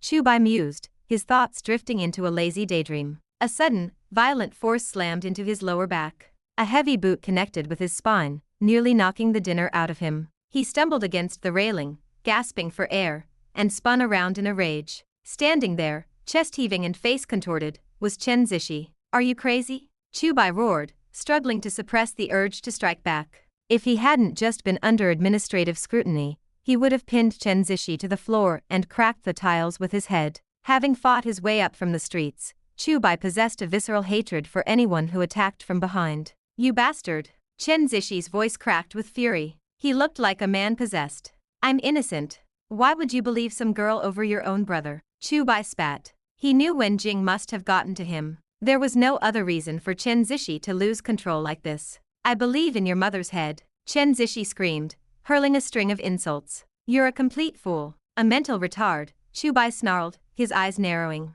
"You don't even realize you're being played. I don't have a brother like you anymore. We're done. Don't ever speak to me again. Fine by me, you animal. We're finished." Across the school, a familiar digital chime echoed in Wang Haoran's mind. Ding. The host manipulated events from the shadows, successfully turning the protagonist, Chu Bai, and the key supporting character, Chen Zishi, against each other. Reward, 300 villain points. Chu Bai's protagonist Halo, -20. Host's villain Halo, +20. Perfect, Wang Haoran whispered. He nodded to himself, thoroughly satisfied. The plan had unfolded exactly as he anticipated. After the late-night self-study session ended, students and teachers filtered out toward the gates. To maintain her professional image, Zhenyu lingered in her office as usual. Wang Haoran used the window of time to escort Wen Jing home. Inside the luxury car, Wenjing turned to him with a sweet, adoring smile. Darling, I did everything you asked. Are you satisfied? You did a beautiful job. Wang Haoran smiled back, reaching out to tilt her chin up. Her eyes were still puffy and red. Are you all right? I'm fine, she said, shaking her head. The lingering sting from the chilly water was a small price to pay for his approval. Wang Haoran pulled out his phone and tapped the screen a few times. A notification pinged on Wenjing's device, a transfer for 188,000 yuan. Wenjing's jaw dropped. Her family's entire annual income barely reached 60,000 yuan. Her monthly allowance was usually a few hundred. This was a life-changing sum. To receive this much from the boy she loved made her feel that her loyalty was the wisest investment she'd ever made. I'll take you back now, Wang Haoran said, leaning back. Wenjing suddenly reached out and squeezed his hand, her gaze heavy with affection. Darling, I miss you so much. Have you recovered yet? No, she whispered. Then let's get you home. You've been crying all day. You must be exhausted. Wenjing lowered her head, her voice barely audible. I'm okay. In that case, I'll take you to the hotel first. I have a few things to attend to, but I'll join you shortly. Wang Haoran marveled at his father's foresight. That black gold VIP card was proving to be a stroke of genius. No reservations, no waiting, just results. Wenjing nodded excitedly and immediately began dialing her parents to make an excuse for staying out. Muyan returned home, washed away the day's stress in a hot shower, and stepped into the living room. Her father sat on the sofa, his eyes fixed on the television. Dad, I'm heading to my room to sleep, she said. Yan, wait a second. Your old man has something to tell you. Father Su beckoned her over. What is it? Curious, she sat on the edge of a chair. There's a boy in your class named Chu Bai, right? Yeah. How on earth do you know him, Dad? I've seen him down at the bureau. Muyan stiffened. What did he do? Was he arrested? No. Father Su shook his head, a look of genuine admiration crossing his face. You remember that report about a group of criminals being caught? I handled that case. The student who provided the tip-off was Chu Bai. Oh, it was him. Her tone remained flat, unimpressed. Yan, looking at you, it seems you don't like this boy very much. Why is that? He tried to molest a good friend of mine. I can't stand him. Is that so? Tell me the details. Father Su leaned in, his professional instincts as an officer kicking in. Muyan relayed everything Wenjing had told her. Her father listened intently, but when she finished, he shook his head slowly. Your friend only heard a voice and touched some hair in the dark? That doesn't prove it was Chu Bai. But he apologized. He basically admitted it. Given the situation you described, where the evidence seemed stacked against him, and the girl offered to keep it quiet if he apologized, it's normal for someone to take the easy way out to avoid a scandal. It doesn't mean he's guilty. Dad, why are you protecting him? I've spent my life looking at criminals every day, Yan. I'm a good judge of character. From the little I've seen of that boy, he isn't that type. There must be a misunderstanding. Muyan frowned. Her father's occupational disease made him incredibly accurate when sizing people up. She believed her father, but she also believed Wenjing had no reason to lie. She shook off the conflicting thoughts. Anyway, why did you bring him up out of the blue? Oh, look at me. I got so caught up in the case I almost forgot. He pointed to the phone on the coffee table. Chu Bai called you while you were in the shower. I answered and told him you'd be back soon, and to expect a call. Dad. Muyan groaned. Don't make me a liar, Yan. He spread his hands innocently. Reluctantly, she dialed the number and put it on speakerphone. Chu Bai answered on the first ring. Is this Uncle Su or Muyan? It's Yan, her father chirped, earning a sharp eye roll from his daughter. What do you want? She asked coolly. Muyan, I didn't do anything to Wenjing. I was framed. Chu Bai's voice was frantic. He didn't care about Chen Zishi, but the thought of Muyan despising him was unbearable. The tone is firm, no hesitation. He's telling the truth, Father Su whispered, unable to stop himself from commenting. It seems he's innocent, Yan. Thank you, Uncle Su. Chu Bai's voice brightened with relief. Muyan, you believe me too, right? It doesn't matter anymore. You should focus on the mock exams in a few days, she said, wanting to end the conversation. I'm not worried about the exams. I've been studying hard.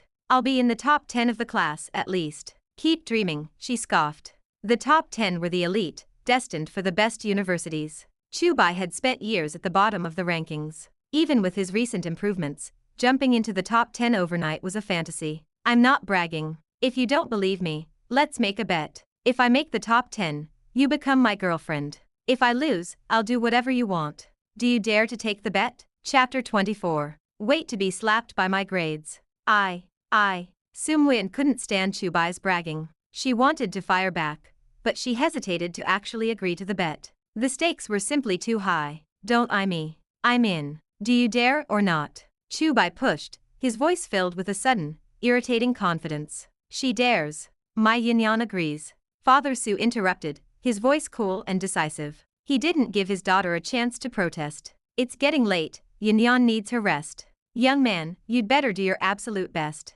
Okay, Uncle Su. Bye. Muyan, bye.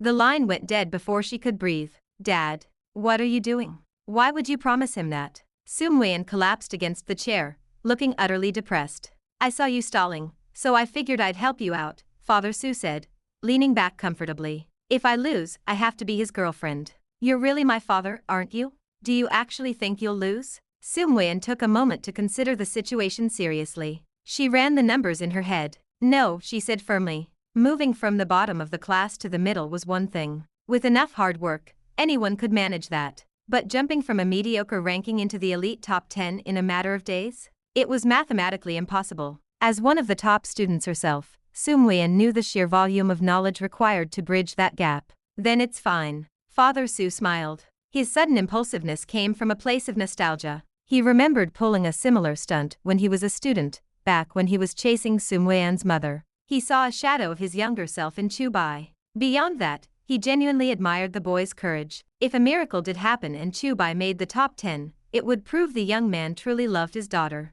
To put in that much effort to transform from a failure into a scholar would be a testament to his character. In Father Su's mind, such a boy would be qualified to date his daughter. He was quite open-minded when it came to her future romances. Keep watching your TV. I'm going to bed. Humph. Muyan made a face at her father and retreated to her room, still feeling the weight of the bet. She tossed and turned, sleep eluding her, until she finally grabbed her phone. She needed to vent, and Wen Jing was her first choice. The phone rang for several seconds before Wen Jing finally picked up. Jing, did I wake you? I haven't slept yet. What is it? Calling so late? Wen Jing's voice sounded strange, her breathing a bit choppy. Why do you sound so weird? What are you doing? I'm eating spicy sticks. Wow, they're so too spicy. Haha, eating spicy sticks at this hour? That is so like you. I didn't eat enough at dinner. When I got back, I was hungry again, and these were the only things in the cupboard. Jing, let me tell you, something happened just now that left me speechless. You won't believe how weird my dad is. He actually. Muyan began to pour out her frustrations, unaware of the audience on the other side. Chu Bai and Muyan made a bet. She'll be his girlfriend if he makes the top 10 in the mock exams. Wang Haoran, lying beside Wen Jing, felt a jolt of shock as he overheard the conversation. This was a classic, overused trope. The failing student makes a high-stakes bet with the beautiful genius, only to become a sensation overnight. Wang Haoran knew the routine by heart. Chu Bai might be a poor student on paper, but he had the ability to see through objects. In an examination hall, he could easily scan the papers of the top performers and copy their work. Reaching the top 10 wouldn't just be likely, it was a certainty. Muyan was going to lose. Wang Haoran felt a wave of gratitude that he'd kept Wen Jing with him tonight. This accidental intel was priceless. There were still a few days before the exams began, giving him plenty of time to dismantle Chu Bai's plan. Chu Bai's entire strategy relied on his prospective cheating. If that was neutralized, how could he possibly rank in the top 10? Once Wen Jing ended the call, Wang Haoran pulled up his system panel. Villain points 1,400. He had just spent a fortune on Wing Chun the night before, yet he had already accumulated a massive amount tonight. The points were flowing in faster than ever. He considered his options. Should he buy the acting skill, save for the youth-retaining pill, or try the lottery? He decided to test his luck. He spent 500 points on a draw. The host did not draw a reward. Would you like to spend another 500 points? One more time. Ding. Congratulations. You have drawn singing god-level vocal skill, worth 1,500 villain points.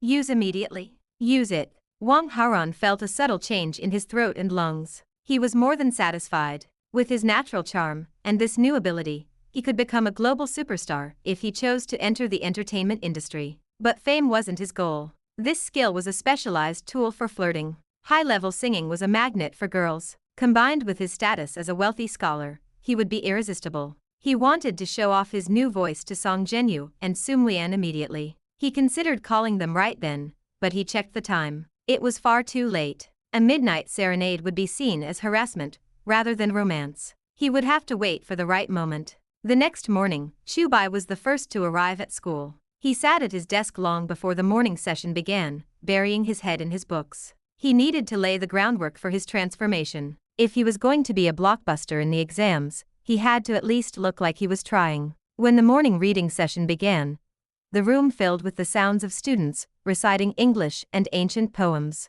Chu Bai held his Chinese textbook and began to read a passage of ancient prose. His voice was incredibly loud, jarring against the background hum of the class. Gradually, the students sitting near him reached their breaking point. Chu Bai, could you be any louder? I'm going deaf over here. Seriously, if I didn't know you were reading, I'd think you had rabies. Tone it down, man. You're bothering everyone. Chu Bai didn't even look up. I'll read as loud as I want. It's none of your business. Humph. Terrible grades and an even worse attitude. It's always the bad students who love to make a scene. Chu Bai finally snapped his book shut and glared at them. Don't look down on me. The mock exams are coming up, and then you'll see. You were all born losers, a bunch of rubbish. Just wait until I slap you in the face with my transcript. None of the people complaining were particularly high achievers, so Chu Bai didn't fear them. He had already decided. When the results were posted, he would take his brilliant grades and use them to humiliate every single person who had ever doubted him. Chapter 25.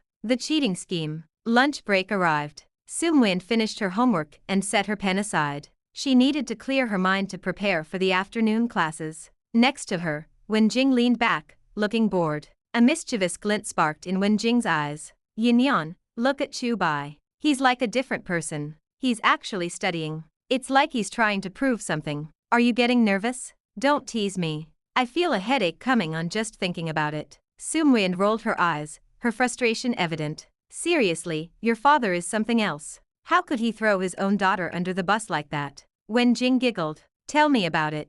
Muyan sighed in agreement. But look, it doesn't really matter. Even if Chu Bai somehow wins, you can just back out. What's he going to do? Force you? I absolutely plan on backing out. Well, a person should keep their word. Muyan refused to gamble with her lifelong happiness. She had already decided that romance had no place in her life before the college entrance exams. Then what are you actually worried about? Wenjing asked. Chu Bai is selfish. He doesn't think about anyone else. If he wins and I refuse to follow through, he'll haunt me. He'll probably tell the whole class about the bet. I'd die of shame. Muyan rested her face in her hands, her expression pained.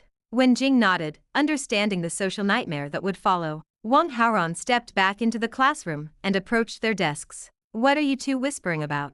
Nothing. Nothing at all. Muyan shook her head so hard her hair whipped around her face. There's definitely something. Why not share? Wang Haoran's tone was casual, though he already knew the answer. Yin made a bet with Chu Bai. If he wins, she has to be his girlfriend. Wenjing couldn't help herself. When Wang Haoran asked, she answered. Jing, you promised. We were supposed to be the only ones who knew. Why are you telling everyone? Muyan's face flushed with anger. I'm sorry, Yin. Wenjing apologized, but her mind drifted back to the previous night. It wasn't like she was the one who broke the secret. Wang Haoran had heard the whole thing on the phone. She kept that part to herself. Forget it. What's done is done. Muyan looked at Wang Haoran, her gaze stern. You must keep this a secret. Don't tell a soul. I'm not a gossip. Don't worry about me. It's fine, Wenjing added, trying to smooth things over. Chu Bai is just cramming at the last minute. It's useless. How could a bottom feeder become a top student overnight? Exactly. Muyan nodded, trying to bolster her own confidence. It's definitely impossible if he takes the exam honestly, Wang Haoran said suddenly. But what if he cheats? Cheats? You think he'd do that? The small amount of peace Muyan had found vanished instantly. I'd bet on it. This whole thing feels like a trap. He purposely dug this hole for you because he already knows how he's going to fix the results. Wang Haoran leaned in, guiding her thoughts. Think back. When he made the bet, didn't he seem unusually confident? He did. He was incredibly sure of himself. The more Muyan played back the conversation, the more terrified she became. Right. Even a genius wouldn't guarantee a top 10 spot with that much certainty. Why is he so bold? You're right. I should have seen it.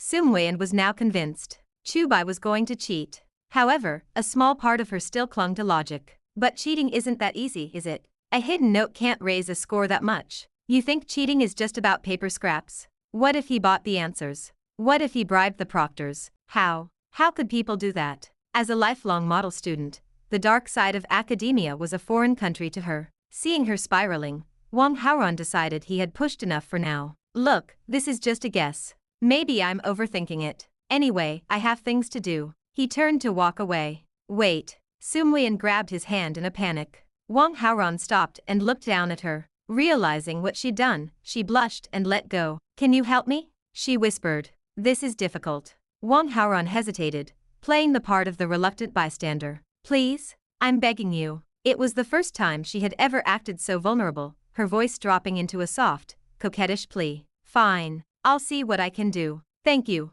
I'll buy you the best milk tea you've ever had.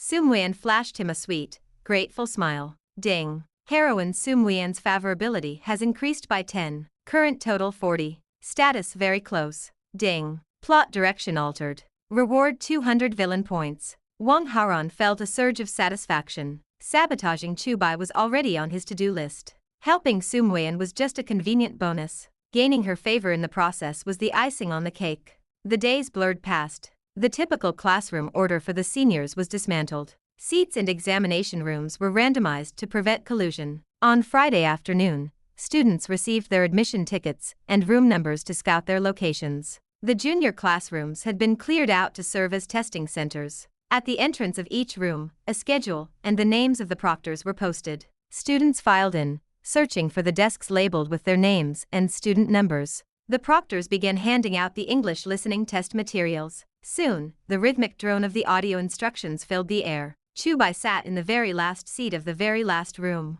To him, this spot was perfect. It was a gold mine. With his vision, he could see through the walls, peering at the papers of nearly 150 students. He didn't need to copy anyone for the listening portion. Instead, he used the time to locate the heavy hitters. He scanned the rooms for familiar faces, the academic giants who were regularly praised at school assemblies. He found 3 of them. One was a top 10 student, and another was ranked in the top 3 of the entire grade. A top 10 ranking at Mizusawa Middle School was prestigious. Historically, those students always landed in the country's elite universities. Even Muyan and Wang Haoran barely sat at the edge of that circle. As long as he copied their work, his place in the class top 10 was guaranteed. Muyan, get ready to be my girlfriend. The thought sent a jolt of excitement through him. He could already see the look on her face. That student in the back. Why are you giggling and looking around? Focus on your own paper. The proctor's sharp voice snapped Chu Bai back to reality. His behavior had finally drawn unwanted attention.